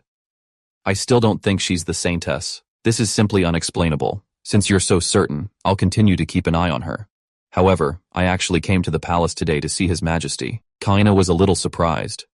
"Is something wrong with His Majesty?" Elion's expression grew serious. "Do you know about the forbidden spring in the temple? It's said that the spring is spiritually connected to the guardian dragon on Mount Glaris. If ripples appear in the spring, it means disaster is coming. 1,000 years ago, the catastrophe that almost destroyed our nation was caused by the dragon's heart being disturbed." Kaina immediately understood his meaning. "So, you mean?" Elion confirmed with a grave expression. "The forbidden spring has indeed shown ripples recently. Since you came from another kingdom, you might not fully understand the implications." Kaina shook her head. This was indeed the first time she'd heard of it. But in reality, a storm raged within Kaina's heart. She never imagined the legendary guardian dragon actually existed. In her memories, this part was never mentioned. If history truly repeated itself, the situation would spiral completely out of control. If this country were truly destroyed, what would become of the people living here? Like Votus, who always greeted her with a smile and brought her tea and snacks, and Roy, who was so grateful because she had acknowledged his painting. These were all living, breathing people. How could she just stand by and watch them suffer? She was merely a puppet queen, so why was she worrying about the lives of these people? This strange sense of responsibility felt inexplicable even to her. Seeing her worried expression, Elion quickly reassured her, "Don't worry. As the Archbishop of this country, I will never stand idly by." Hearing this, Kaina breathed a slight sigh of relief. "Elion, your words put me at ease." Elion, a little proudly, stated that though he might not look it, he was actually very capable. Not only could he use white magic, but his swordsmanship was also top-notch. However, Elion then changed the subject, mentioning the upcoming sword festival. "I heard His Majesty is offering you as a prize to the victor this time as well." Kaina quickly explained that while it was true, Sariel had won in the end, so nothing actually happened. Hearing this, Elion's face darkened. Even if nothing happened in the end, the tyrant's act of treating a person as a prize was absolutely unforgivable. He was simply a madman. Seeing his reaction, Kaina quickly waved her hand, explaining that she was truly fine, and nothing had happened that night. For Serial, she wasn't that kind of target at all. The words had barely left her mouth when Kaina suddenly realized she'd slipped up. This was tantamount to directly admitting that she and Serial had no marital relations. Elion was also a clever man. Hearing this, he immediately understood the implication. You mean, at this point, there was no use hiding it anymore. Kaina could only reluctantly admit it. As you can see, I don't really have any charm, so the tyrant doesn't care for me at all. Hearing Kaina mock herself for lacking charm, Elion immediately grew agitated. That's not true. In my eyes, you are more beautiful than anything in this world. Kaina, a little embarrassed by the praise, laughed and said, That's a bit exaggerated. But Elion's face was serious. I'm serious. From the first time I saw you, I've always thought that. This sudden confession completely flustered Kaina. Is the Archbishop confessing to me? Elion suddenly realized he had lost his composure. I spoke out of turn. Please forget what I just said. With that, he hastily turned and left, clearly wanting to escape the awkward situation. Watching Elion's retreating back, Kaina finally started to recover. This sudden confession had indeed startled her. But thinking calmly, it made no sense. In the original timeline, the only person he would ever love was Flora. So, those words were probably just a momentary impulse from the Archbishop. Back in her room, Kaina's mind was in turmoil, pondering what had happened with Serial earlier. Just then, a knock suddenly came from the door. Who's there? But the moment she opened the door, she froze. Standing outside was none other than Serial. Kaina was in disbelief. Your Majesty? Serial brought up the dragon's roar from Mount Glarace in the north. Do you understand what this means? Kaina didn't hide it. She had just heard about it from Archbishop Elion. At the mention of that name, Serial's expression immediately changed. You actually went to see the Archbishop? Kaina quickly explained that they had merely run into each other in the corridor, and the Archbishop was there to see His Majesty. Staring at Serial's gloomy face, Kaina wondered, what exactly is this tyrant sulking about? Serial sighed. Since the Archbishop has already explained it to you, you should understand that we must prepare for this disaster in advance. But the Empire's power alone can't handle such a devastating calamity. He decided to sign a peace treaty with the Tana Kingdom. The Tana Kingdom was no simple nation. It was an island country surrounded by sea, having prospered through maritime trade, and its power was second only to the Empire. Hearing this news, Kaina's mind churned. In her memories, the two nations did sign a peace treaty, but that was clearly a later plot point. Why was it happening so early now? Serial got straight to the point, stating he wouldn't beat around the bush. He hoped Kaina would be in charge of these peace negotiations with the Tana Kingdom. Hearing this decision, Kaina froze. She couldn't believe her ears. The tyrant was actually entrusting such an important task to her to lead. Looking at Serial's incredibly serious expression, Kaina realized something. The tyrant was actually starting to trust her. She had thought she was completely out of the picture ever since Serial saw the scars on her back that night. She had believed all her previous efforts were in vain. But now, it seemed things weren't so simple. Since Serial had given her this task, this was her best chance to prove herself. Kaina replied firmly, I understand. I will take on this task. To gain her freedom, she offered priceless ancient treasures. She thought the peace talks were a sure thing, but unexpectedly, the opposing king immediately turned hostile, even postponing the negotiations. This completely disrupted all her plans. Serial looked at the woman before him, his deep voice scrutinizing. Do you already have a plan? Kaina smiled slightly, her eyes showing no panic. Of course. I've already figured out how to handle the peace talks. There will be no mistakes this time. Serial raised an eyebrow. You're quite confident. Kaina looked at him with a determined expression. Your Majesty, please trust me one more time. Kaina actually had a plan all along. As long as these negotiations went smoothly, she could naturally move to the Annex and completely escape this terrifying tyrant. But before leaving for the Tana Kingdom, she needed to prepare some special leverage. Serial was a little curious. What exactly do you plan to prepare? The day of departure quickly arrived. This was Kaina's first time leaving the Empire since regaining her memories. Her maid, Bestie, had already packed her luggage. Just thinking about finally getting out for some fresh air, Kaina couldn't be happier.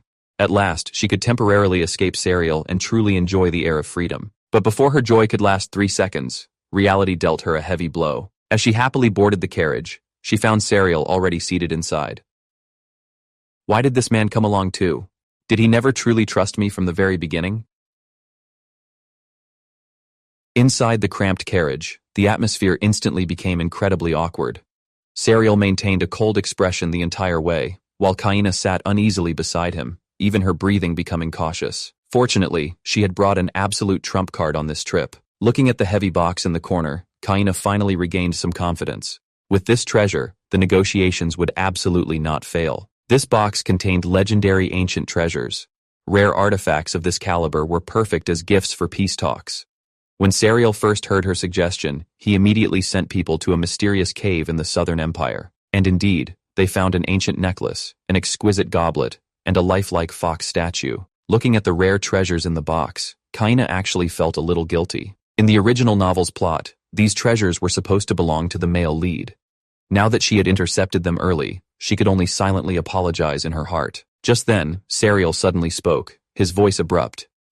How exactly did you know the location of the treasure? Kaina's heart skipped a beat. She could only bite the bullet and fabricate a lie, saying she had heard legends in the Arborg kingdom before and decided to try her luck, never expecting to actually find it. She couldn't exactly tell the Tyrant she was a transmigrator who knew spoilers, could she? Fortunately, after hearing her explanation, Serial merely turned his head away indifferently, seemingly not intending to press further. His unpredictable temper was truly unfathomable. Before they knew it, dusk fell. The carriage finally stopped in front of an inn. This suffocating journey had finally come to an end. The attendant respectfully led them to a room, smiling as he announced, "This will be His Majesty and Her Majesty the Queen's bedchamber." Hearing this, Kaina instantly turned to stone. This means I have to share a room with Serial? Although they were husband and wife in name, they had always slept in separate rooms at the palace. How could she possibly accept this sudden arrangement of sharing a bed? Kaina awkwardly twitched her lips, quietly asking the attendant, "Excuse me, are there any other vacant rooms?" The innkeeper, looking troubled, explained, "Tonight is truly unfortunate. All rooms are already full." Kaina really didn't want to share a room with the Tyrant. She tentatively asked if she could stay in the barn. This suggestion utterly terrified the innkeeper. Letting the esteemed queen stay in a barn? If word got out, his inn would be ruined. The innkeeper pointed to the room, strongly recommending it. "This is already the best room in the inn. We went to great lengths to prepare it for our esteemed guests. You'll definitely be comfortable." Seeing the innkeeper's fearful demeanor, Kaina knew she had no other option. Bestie smiled, bowed, and excused herself, wishing them a pleasant night. Kaina screamed for help internally, but could only watch as the door closed. Now, they truly had to share a room. This was her first time spending the night with Serial. The previous time, during the Sword Princess incident, didn't count. That cold man had sent her away midway. But this time, she had nowhere to run. Just then, Serial walked in, dressed in a sleeping robe. Kaina immediately held her breath in tension. Serial walked straight to the bed. Kaina's entire body tensed, countless terrible scenarios flashing through her mind. However, to her surprise, the man simply lay down and closed his eyes, without any extra movements. Now it was Kaina's turn to feel awkward. So, after all that fuss, I was the only one overthinking things here? Still, this also brought her a sense of relief.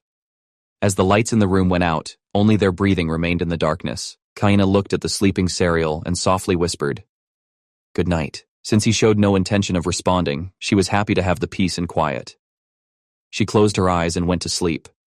She had expected to be too nervous to sleep all night, but unexpectedly, his indifference allowed her to relax, and she quickly drifted off. In the dead of night, something unusual suddenly stirred in the quiet room. Kaina was startled awake from her sleep, opening her eyes in a daze. Following the faint sound, she turned her head and saw Serial beside her, groaning in pain, his forehead covered in cold sweat. Kaina immediately realized. This arrogant tyrant of the Empire was having a nightmare at this very moment. Who would have thought that someone usually so cold, ruthless, and decisive could be tormented by nightmares, appearing so vulnerable? In this moment, he looked like an ordinary person of flesh and blood. Watching Serial struggle in pain, Kaina suddenly remembered her past self. Back then, she was locked in a dark dungeon, covered in wounds, trembling in endless darkness. Whether it was the tragic fate of that life or the pain of being consumed by loneliness in her previous one, whenever she felt she couldn't go on, she desperately wished for a hand to pull her up. Looking at this man, who was suffering just as she once had, Kaina finally couldn't help but reach out and gently stroke his forehead. Unexpectedly, this gesture actually worked. Serial's tightly furrowed brows gradually relaxed. and he slowly calmed down. Looking at the defenseless man beside her, Kana couldn't help but sigh internally. Who would have thought the cold tyrant also had such a vulnerable side? With the crisis averted, the exhausted Kana finally closed her eyes and fell into a deep sleep. In the blink of an eye, it was the next morning. For the upcoming peace negotiations, Kana, accompanied by her maid Bestie, boarded the ship bound for the Tana kingdom. Gazing at the endless blue sea before her, Kana couldn't help but admire the beautiful scenery. Bestie, beside her, also seemed very excited. It was her first time seeing the ocean with her own eyes. Just as the two women were relaxing, Kana suddenly felt an unusual gaze fixed on her back. She instinctively turned her head. Those familiar red eyes were silently watching her from the shadows. It was indeed Serial standing there. This sudden eye contact startled Kana. She muttered to herself, "This guy is as scary as ever." He seemed quite docile last night. Serial simply stood on the deck, staring at her silently, his eyes devoid of any emotion. After a bumpy sea journey, they finally arrived at the Tana kingdom. She had expected the negotiations to be a tough battle, but to her surprise, King Tana was exceptionally warm upon their meeting, smiling as he welcomed their arrival. This friendly attitude surprised Kana. The king thoughtfully suggested they rest first. After all, Serial had once led an army to attack this place. Kana had expected a cold reception, not such kindness. Kana stepped forward, bowed, and gracefully introduced herself. "I am Kana Selislan Sak." Looking at the elegant Kana, the king couldn't help but praise her. As expected of Her Majesty the Empress of the Empire. Not only is she beautiful and charming, but also exceptionally intelligent. The king expressed great interest in anecdotes from the continent and hoped the Empress would share more. To show the sincerity of their peace talks, Kana had the prepared gifts brought out. The box was filled with newly unearthed ancient treasures. The king looked at the rare treasures before him, smiling as he praised. "This gift is truly captivating." Seeing this, Kana followed up, stating, "These are the Empire's most precious treasures. Your Majesty, please accept them." She had thought that with the gift accepted, the subsequent cooperation would naturally follow. But to her surprise, the king's expression suddenly changed the next second. He coldly refused the gift. Not only that, he also directly announced that he would postpone the peace negotiations. Kana instantly froze, looking at him in disbelief. This sudden turn of events completely diverged from the original novel's plot. The peace talks were a disaster. The plot had completely collapsed. A mysterious princess, never before seen in the original story, was suffering from a terminal illness and didn't have long to live. To break the cycle of death, Kana decided to forcibly rewrite her ending. The legendary genius pharmacist became her last straw. The king then added that while the peace talks were non-negotiable, since they had already arrived, they would still extend their hospitality. Well, that was great. The peace talks were flat out rejected. Serial and Kana were left stranded in the room, the atmosphere incredibly awkward. Night fell. The fire in the fireplace burned brightly, but Kana's mind was in a complete mess. The original plot had utterly collapsed, and every step forward felt like walking a tightrope. Seeing the troubled Kana, her maid Bestie approached worriedly, asking if she felt unwell. Kana shook her head, saying she was just a little tired. Bestie sighed. Today's events certainly wore one out. But what truly exhausted Kana wasn't the packed schedule at all. It was Serial's murderous low pressure throughout the journey. Anyone sitting next to him would be drained. Even worse, the original plot had failed for the first time. Now, she had completely lost her spoiler advantage. How could she possibly change King Tana's mind? Bestie bowed, told Kana to rest well, and then turned and left. As the door closed, Kana was left alone to face this completely out-of-control situation. She had to quickly come up with a new strategy. Her head aching from thinking, Kana simply gave up struggling, deciding to tackle this mess tomorrow. After a night passed, she finally got a chance to step out alone for some fresh air. Only then did she feel alive again. After all, during breakfast today, Serial's oppressive aura was enough to suffocate someone to death. The little trust they had managed to build was probably completely ruined now. Last night had been quite an ordeal. Kana was utterly exhausted now and just wanted to be alone. Just then, a strange cry suddenly came from nearby. It sounded like a small animal. Before she could react, a black shadow darted out and jumped right onto her skirt. Looking closer, it was a small black creature with big ears. Kana was completely charmed by the fluffy little creature in her arms. She vaguely remembered seeing this animal in a book. It was called an elkuhukai. Kana gently picked it up and asked if it was lost. The little creature was so soft and cuddly in her arms. Just as Kana was happily playing with the little creature, a voice suddenly spoke from behind her. "It seems this one really likes you." The sudden voice startled Kana. Mittelrose smiled and said, This one usually doesn't get close to people easily. This is quite rare. Kana wondered who this person was. But judging by her luxurious clothes, she was definitely a noble lady of unusual status. Since Kana was currently staying in their castle, she had to be polite. Kana greeted her, introducing herself as Empress Kana, who had just arrived yesterday. The other person realized, "Oh, so you're the esteemed guest my brother mentioned." The girl smiled and introduced herself. "I am Princess Matilros of the Tana Kingdom." Hearing that name, Kana's mind raced. In the original novel, the Tana Kingdom only had one prince. How did a princess suddenly appear out of nowhere? This plot deviation was getting more and more absurd. Matilros held two little creatures and introduced them. The black one is En, and the white one is Solia. Matilros said to Kana with a touch of emotion. En is usually very wary of people. I never expected it to trust you so much today. Matilros looked at the little creature in Kana's arms and smiled, saying she also really liked it, and its fur color matched her well. Kana smiled back. Their distance instantly closed quite a bit. As they chatted, Matilros suddenly extended an invitation, asking Kana if she'd like to come to her room. Kana froze at the invitation, wondering if she'd misheard. But since the princess had invited her, she couldn't refuse. She could only follow Matilros to her room. As soon as they entered, the white little creature joyfully ran up to greet them. When Kana saw the room's decor, she was completely stunned. The room was filled with merchandise and dolls of these two little creatures. Someone with such a strong personality, if she were in the original novel, I definitely wouldn't have forgotten her. It seems Princess Matilros truly never appeared in the novel. Matilros enthusiastically invited Kana to sit down, excitedly showing off her treasures. She said her father had collected them from various countries. In her eyes, Elkuhukai were the cutest creatures in the world. Kana smiled and agreed, saying she was also completely captivated by these little ones. Hearing this, Matilros finally found a kindred spirit. She couldn't help but complain that her brother had once glanced at the room and found it too strange. Kana, however, was unfazed. She calmly advised, "Being honest about what you love is the rarest thing." These words deeply resonated with Matilros. She nodded repeatedly in agreement. Matilros excitedly showed off various merchandise, continuously recommending them. Watching the effusive girl before her, Kana felt deeply moved. Her joyful laughter reminded Kana of her past life. Back then, she had also been obsessed with this novel, even buying a pile of merchandise. But at that time, she had no like-minded people around her, not even a friend to share her joy with. She knew that feeling of loneliness all too well. Looking at Matilros, Kana decided she wanted to be true friends with her. But just as she was about to speak, a violent coughing fit suddenly erupted nearby. Matilros suddenly began coughing violently. Kana quickly asked, "Your Highness, are you all right?" But the coughing wouldn't stop. This was definitely not a common cold. The situation looked very bad. Kana urgently cried out, "Someone! Quick! Someone!" The door was suddenly pushed open, and a maid rushed in. "Your Highness, when did you return to your room? You suddenly disappeared, and everyone was looking for you." The maid quickly offered a potion.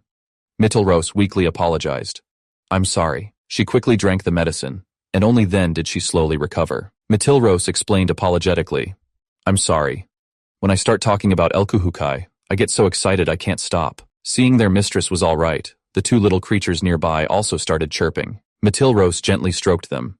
"I made you worry too. I'm fine now." Seeing this, Kana's worried heart finally settled. But the princess's physical condition was clearly worse than she had imagined. The maid respectfully bowed to Kana, then spoke with some self-reproach. "You must be Her Majesty Empress Kana. It was truly rude of us not to greet you sooner." Kana quickly waved her hand, indicating she didn't mind. Then, she lowered her voice and asked if Princess Matilros's health had a serious problem. Hearing this, the maid's expression darkened. She whispered a shocking secret. "The princess has actually been receiving secret treatment. She has an incurable disease. The doctors say she doesn't have much time left." This news was a bolt from the blue for Kana. She never imagined it would be like this. Looking at the empty room, her mind was a mess. She sat on the bed and finally understood the key. "Now I finally understand why King Tana refused that treasure." At this point in the original novel, Princess Matilros was probably already gone. It turned out that the fox statue looked exactly like the princess's pet. The king would be reminded of his dying daughter every time he saw it. No wonder he reacted that way. At this thought, Kana had one idea. She had to save Matilros. As a fan of the original story, she didn't want to casually change the plot. But she truly couldn't stand by and watch such a young life fade away before her. In the original story's setting, she herself was originally destined to die within half a year. Since she could rewrite her fate and survive, how could she stand by and watch someone else head towards destruction? Even if she was just an insignificant supporting character, she wanted to control her own life. This time, she decided to completely change Mittelrose's ending. However, curing such an incurable disease wasn't something she could do alone. She had to call upon that person. That's right, the legendary genius pharmacist, Gamma. Sneaking into the cold-blooded Tyrant's room late at night, I planned to slip away quietly, but was caught red-handed. Instead of getting angry, he grabbed my hand and whispered, "Touch me." Even more terrifying, the next morning, I woke up to find him lying in my bed. To save Princess Mittelrose, Kana thought of the divine physician, Gamma. Although Gamma had no reputation outside the empire, she only prepared medicine for top nobles. King Tana was clearly unaware of her existence, but rumor had it that Gamma could cure all poisons. If she could persuade Gamma to act, the princess would surely be saved. But how could she possibly contact this eccentric divine physician? Kana knew very well that Gamma was terrified of Serial. To get this divine physician to act, Serial himself had to write a letter. If the princess could be successfully saved, the current peace talks deadlock would be resolved. This plan was also beneficial to Serial. He would have no reason to refuse. As for Gamma's payment, she could just use the treasure necklace from before as an exchange. With Serial's personal letter and the treasure, that greedy divine physician wouldn't dare refuse. To absolutely save the princess, Kana had to take this step. Even though it was already late at night, she had to go find that man for help. Standing before Serial's door, Kana took a deep breath and knocked. Although she felt completely uncertain, she had no other choice now. However, after waiting for a long time, there was no sound from inside the room. Just as Kana hesitated whether to leave, the tightly closed door suddenly opened. Inside, it was pitch black and utterly silent. Before Kana could speak, a pained groan came from the darkness. She followed the sound and found Serial lying on the bed, his face pale, tormented by a nightmare. The painful groans were exactly the same as before, in the inn. Kana instinctively wanted to reach out and comfort him, but her hand froze halfway. The memory of touching his hair last time was still vivid. Besides, this man lying on the bed had personally poisoned her before. To feel sympathy for someone who wanted her dead? She must be out of her mind. If Serial suddenly woke up and mistakenly thought she was trying to assassinate him, she definitely wouldn't leave this room alive today. Just as Kana was about to slip away quietly, the man on the bed suddenly stirred painfully. Watching Serial struggle in his nightmare, Kana was momentarily lost in thought. This tyrant, usually impervious to everything, actually had such a vulnerable side in private. According to rumors, Serial was a cold-blooded, heartless monster who wouldn't even blink when killing. Yet Kana clearly remembered that on that bloody night, his hands, when he picked her up, carried a reassuring warmth. Kana shook her head, scoffing at herself. She didn't understand why she was thinking of these things.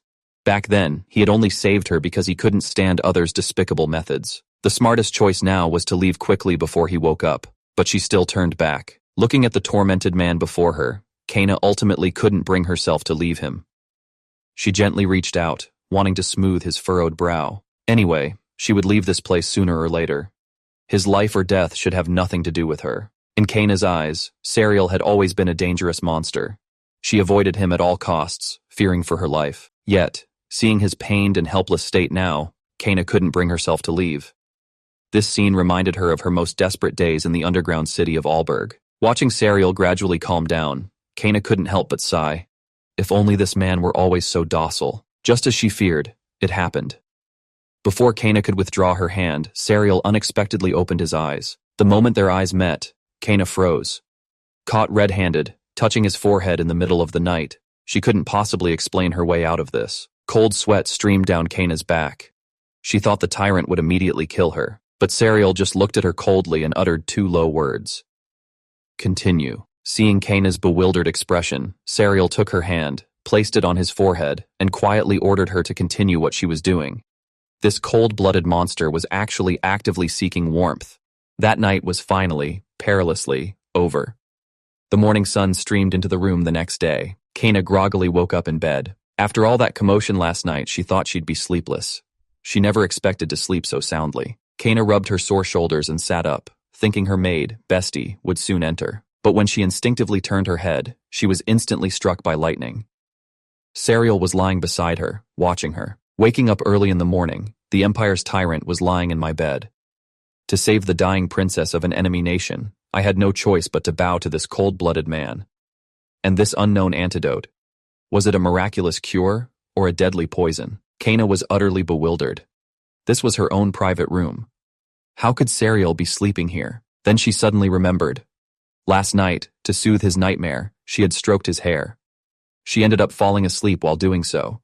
No wonder her shoulders were aching terribly now. As the morning sun shone down, Kana's mind was a tangled mess. But now was not the time for idle thoughts. Serial called her name coldly. Kana quickly snapped to attention, responding, fearing this god of death would explode in anger on the spot. The man leaned against the headboard and coldly questioned, "Why did you come here in the middle of the night?" Only then did Kana remember her true purpose from last night.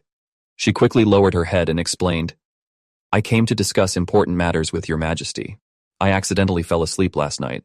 Please forgive me, your majesty." After hearing her explanation, Serial simply replied, "I understand. Do you know the pharmacist Gamma?"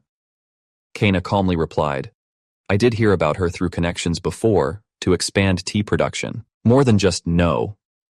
That person helped her prepare the antidote. Their relationship was extraordinary. But this secret absolutely couldn't be revealed in front of Serial. Fortunately, Serial didn't suspect anything. The man simply agreed. All right, I'll write him a letter now." Kana was somewhat disbelieving. She cautiously whispered, "You're really willing to write this letter?" Serial didn't waste words. He simply replied coldly, "This matter is entirely in your hands." With that, the man picked up a pen and began to write the letter. Watching Serial's broad back, Kana's mind raced. She had thought she would become a discarded pawn after the peace talks collapsed. But now, it seemed this man still had other uses for her. Serial's cold face and his command to touch him still lingered in Kana's mind.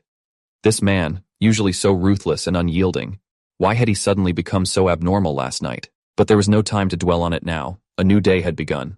Kana was sitting on the sofa, resting her eyes, when a hurried shout suddenly came from outside the door. Matilrose called her name as she brought in a little creature, saying it had been insisting on seeing her. A smile immediately appeared on Kana's face. She quickly welcomed them in. During the days of waiting for Gamma's reply, Kana would come to spend time with Matilrose whenever she had a moment. Seeing Matilrose's reliance on her, Kana couldn't have been happier. After all, she had never been so favored by anyone since childhood. Matilrose looked up and smiled, asking, "Many people must like you, Miss Kana, right?" Hearing this, Kana just gave a bitter smile. How could that be? As Kana was talking with Matilrose, a servant suddenly rushed in with news. Gamma's reply had finally arrived. The letter arrived just in time. Kana immediately went to retrieve it. The contents of the letter were as she expected. Gamma had indeed prepared medicine that could save the princess. However, that greedy person also stated that for the medicine to work, she must receive the legendary treasure. Now that she had a lead on the antidote, Kana didn't waste a moment. She immediately set off to request an audience with King Tana. From behind the heavy wooden door, the king's deep, authoritative voice granted her permission to enter. Upon meeting, Kana immediately stated her purpose. She was there today regarding Princess Matilrose's illness. Hearing his daughter's name, the king's expression was clearly surprised. Kana explained seriously that she had already consulted with doctors about the illness. Furthermore, there was a genius pharmacist in the empire. Although not well known outside, the medicine she prepared was absolutely effective. Next, Kana produced the antidote, saying, "This is the medicine that can cure Princess Matilrose." But the king, listening nearby, didn't believe her at all. "Do you think I'd easily trust you? What if this is poison?" Facing his stern questioning, Kana remained completely calm. "Your suspicion is reasonable. But how could a nation genuinely seeking peace poison the princess at this time? If the empire truly wanted to destroy this nation, there would be no need to target the princess. If they were to poison anyone, it should be the prince with succession rights." These words left the king speechless. The king sighed helplessly, saying he had actually known for a while that Kana and Matilrose were close. He had even wanted to forcibly separate them several times. But whenever he saw Matilrose smile happily in front of Kana, the king ultimately softened. After all, he hadn't seen the princess smile in a very long time. The king sighed, saying that in the end, he still couldn't bring himself to forcibly separate them. Then the king looked at Kana and asked with some doubt, "Going to such great lengths to get medicine for a girl you've only just met, are you truly doing this just for the peace talks?" Hearing this question, Kana didn't hide anything. She candidly admitted, "To say there's absolutely no self-interest for the peace talks would certainly be a lie." After all, her visit was indeed for peace between the two nations. But Kana immediately added, "But that's not the only reason." Kana confessed her true feelings. "During my time with Princess Matilrose, I simply want to do everything I can to protect her smile. And if possible, she also hoped that one day, someone would love her just as wholeheartedly." Hearing these sincere words, the king was completely convinced. All right, I'll take this medicine for now. Kana and Sariel were preparing to leave. It seemed the peace talks were finally making progress. Just then, a clear shout suddenly came from behind them. Kana instinctively turned to look. Who would have thought it was Matilros running towards them? Seeing her looking so energetic, the antidote clearly had worked. Kana asked, surprised and delighted. Did you come specifically to see me off? Are you really all right? You ran all this way. Matilros shook her head and said, I'm fine, the maids are taking care of me. But more importantly, Matilros handed over the little creature in her arms. Miss Kana, I want to entrust this little one to you. This sudden gift surprised Kana. She asked, somewhat hesitantly, Entrust it to me? Are you really sure? Matilros smiled and nodded, saying, Yes. It really seems to like you. With it by your side, you won't feel lonely anymore. Kana looked at Matilros and softly promised, Princess Matilros, I will definitely take good care of it. After bidding farewell to the princess, Kana and her party arrived at the Tana Kingdom's port, preparing to leave the place by ship. Standing on the deck, the little creature in her arms let out a restless cry. Kana gently soothed it. We're going to a new home. You'll definitely be happy there. As Kana stood on the deck, holding the little creature, she suddenly felt a chill down her spine. She turned around, and sure enough, Sariel was staring at her. This truly startled her. Although the peace talks were temporarily on hold, and Sariel didn't intend to blame her, being constantly stared at by this god of death made the atmosphere truly oppressive. Just at that awkward moment, the little creature in her arms suddenly sneezed. Kana quickly diverted her attention, asking if it was cold and even planning to have Bestie get it a bed. Kana was walking on the deck, holding the little creature, when the ship suddenly lurched. She lost her footing and stumbled backward. If she had fallen hard, it would surely hurt for days. Fortunately, someone behind her was quick to react and caught her steadily. Kana looked closely and saw that it was Sariel who had saved her. She awkwardly whispered, Your Majesty, I apologize. Just moments ago, she had been afraid of this man's gaze, but now, being so close, she felt somewhat flustered instead. Before Kana could react, Sariel suddenly whispered, Don't leave my side. Sariel suddenly reached out and pulled a man who had secretly snuck onto the ship. This sudden movement startled Kana, who was standing nearby. Looking at the man in the turban before him, Sariel coldly demanded, Who are you? The man quickly waved his hands, explaining he had just boarded the wrong ship. He even recognized Sariel's identity. Sariel, radiating a terrifying killing intent, stared coldly at the unwelcome guest on the ground. It felt like he could strike at any moment, but the man on the ground wasn't flustered at all. Instead, he grinned and stood up. Apologies for the late introduction. My name is Yu Sion. I'm just a regular treasure hunter. Hearing that name, Kana, standing nearby, suddenly froze.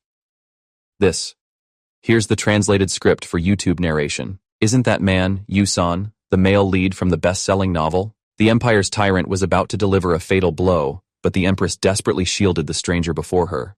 Witnessing their intimate interaction, the Tyrant, Sarius, completely lost control, consumed by jealousy. Kana's mind was full of questions. How did this guy, who should only exist in the novel, suddenly appear on this ship? Sarius, however, didn't care about his identity. He snorted coldly and drew his longsword. If you're a treasure hunter, then your career ends today. Seeing Sarius's stance, it was clear he intended to kill. Kana's heart pounded. He couldn't really be planning to eliminate Yusan here, could he? Bestie, the maid nearby, rushed over, anxiously asking about Kana. Kana handed over the little black rabbit she was holding, asking Bestie to look after it for a moment. Now, things were truly complicated. If Sarius actually acted, their entire plan would be ruined. No matter how much the plot deviated from the original story, Yusan absolutely could not die at the very beginning. Sarius didn't care. He coldly uttered 2 words. Goodbye. In this critical moment, Kaina urgently shouted, Wait! Sarius retracted his longsword, asking with some confusion, As the Empress, you would protect this man of unknown origin? Kaina quickly explained, This man is no ordinary person. He's a treasure hunter who has found countless artifacts. Your Majesty must have heard of his name. Hearing Yusan's name, Sarius calmed down slightly. He did have some recollection of that name. Rumor had it there was such an eccentric individual who only enjoyed treasure hunting but never accepted rewards. However, Sarius's expression quickly changed. No matter how famous he is, sneaking onto the Emperor's ship is a capital offense. To save Yusan's life, Kaina immediately offered an enticing condition. If you spare this man, he will absolutely become a cash cow for the Empire. Sarius glanced sideways at Yusan, who was sitting nearby.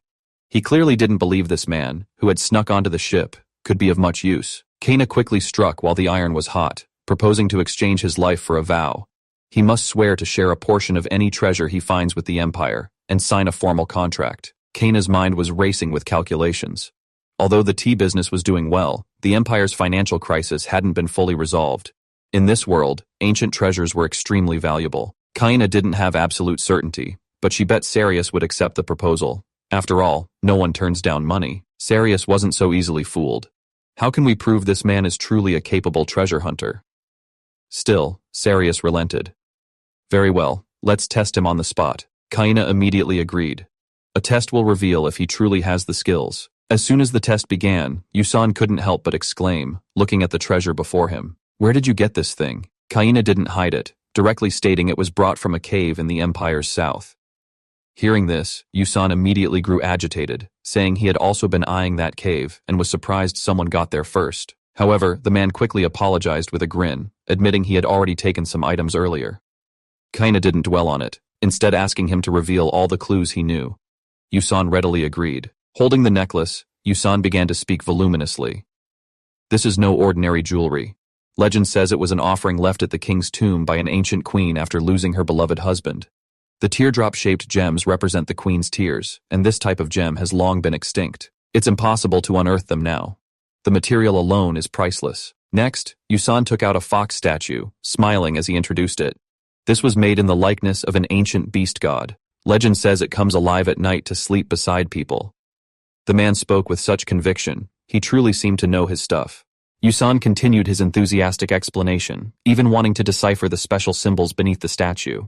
Kaina listened, utterly stunned, never imagining he knew so much. But before Yusan could finish, Sarius coldly interrupted him. I'll spare you this time, but if you dare to violate the agreement, there will only be death. Sarius then ordered Kaina to draft the contract. Kaina quickly agreed. It seemed this collaboration was temporarily settled. Afterward, Kaina apologized somewhat sheepishly, saying she had taken the liberty of making him hand over a portion of future treasures. Yusan, however, didn't mind at all. He smiled and replied, "If it saves my life, that's an absolute bargain. Besides, being able to regularly deliver treasures to the castle doesn't sound bad either. After all, ordinary people don't get this opportunity." Seeing Yusan's optimistic demeanor, Kaina couldn't help but marvel. This guy was incredibly cheerful, exactly like the novel's protagonist. Yusan curiously asked, "Who suggested excavating that southern cave?" Kaina smiled and replied, "It was my idea." Hearing this answer, Yusan was completely stunned. He never imagined it would be the Empress's decision. Kaina explained somewhat awkwardly, "Just call it my intuition." Yusan grew even more excited. "Intuition? That's incredible." Yusan then explained with a sigh that to find treasures, he had to bury himself in ancient texts daily, meticulously sifting through clues. To outsiders, he was a treasure hunter blessed with incredible luck, but in reality, it was all thanks to his endless nights of studying. So, he genuinely admired Kaina's talent for finding treasure simply by intuition. Looking at the man, as docile as a puppy, Kaina suddenly realized, no wonder Flora, the saintess in the novel, eventually fell hopelessly in love with him. This loyal dog-like personality was truly irresistible. However, thinking of the novel's plot, Kaina also thought of someone else, Elian, who deeply loved the saintess. Unfortunately, he was ultimately destined for rejection. Kaina couldn't help but wonder, if Flora didn't have the saintess's halo, would Elian still be so deeply devoted to her? Yusan and Kaina were chatting animatedly, but neither noticed Sarius standing high above, coldly observing everything. Seeing Kaina chatting so happily with another man, Sarius felt a pang of discomfort. This stark contrast made Sarius's mind churn. In Sarius's eyes, Kaina was always perfect, dignified, and proper, like an unbreachable fortress. Yet, in an instant, she showed Yusan that unguarded smile. This made Sarius's heart ache with bitterness. Was it just because that man was standing beside her? The more Sarius thought, the angrier he became, even regretting his decision to spare Yusan. If he had known this, he should have eliminated him directly. But seeing Kaina's protective stance towards the man, he hesitated again. If he were to act forcefully now, Kaina might never forgive him. Sarius spat in frustration. When had he become so indecisive? It was ridiculous. He, the mighty tyrant of an empire, was actually starting to consider others' feelings. In the end, he held back and walked alone towards the deeper part of the deck. Sarius stood alone on the deck, gazing at the sea before him, but his mind was filled with images from last night. At that moment, Kaina's hand had gently stroked his hair. Even now, he couldn't forget that feeling. It was a warmth he had never experienced. A gentle heat that left him somewhat bewildered. Yet, this warmth inexplicably stirred a panic within him, as if a long-held defense was about to be utterly shattered. Although he felt some resistance, he secretly longed to know where this warmth would lead him. From that moment, his feelings for Kaina had completely changed. Sarius's mindset had entirely shifted. In his eyes, Kaina was no longer a tool for negotiation. Instead, she was a woman he must possess. Her tears, her smiles, they could only belong to him alone. The scene shifted. The ship had docked. Yusan was bidding Kaina farewell. "If I find any good treasures in the future, I'll definitely send them to the castle for you. We'll meet again." Kaina, somewhat worried, cautioned him. "When you're out adventuring, please don't take unnecessary risks." Yusan, the young man, was not shy at all. He smiled and extended his hand, saying, "Please look after me in the future." Kaina, without putting on airs, smiled and returned his gesture. But this scene, to those watching, took on a completely different meaning. Sarius watched coldly from the side, feeling utterly displeased. A commoner dared to shake hands with the Empress? His audacity was simply too great. Sarius, usually indifferent to everything, couldn't suppress the anger rising within him now. Because in his eyes, Kaina was already his woman. If she was his, then no one else was allowed to lay a hand on her. Just as Yusan's hand was about to touch Kaina's, Sarius swiftly intervened, abruptly cutting off their contact. Sarius stepped directly between them, coldly warning Yusan, "Don't touch her."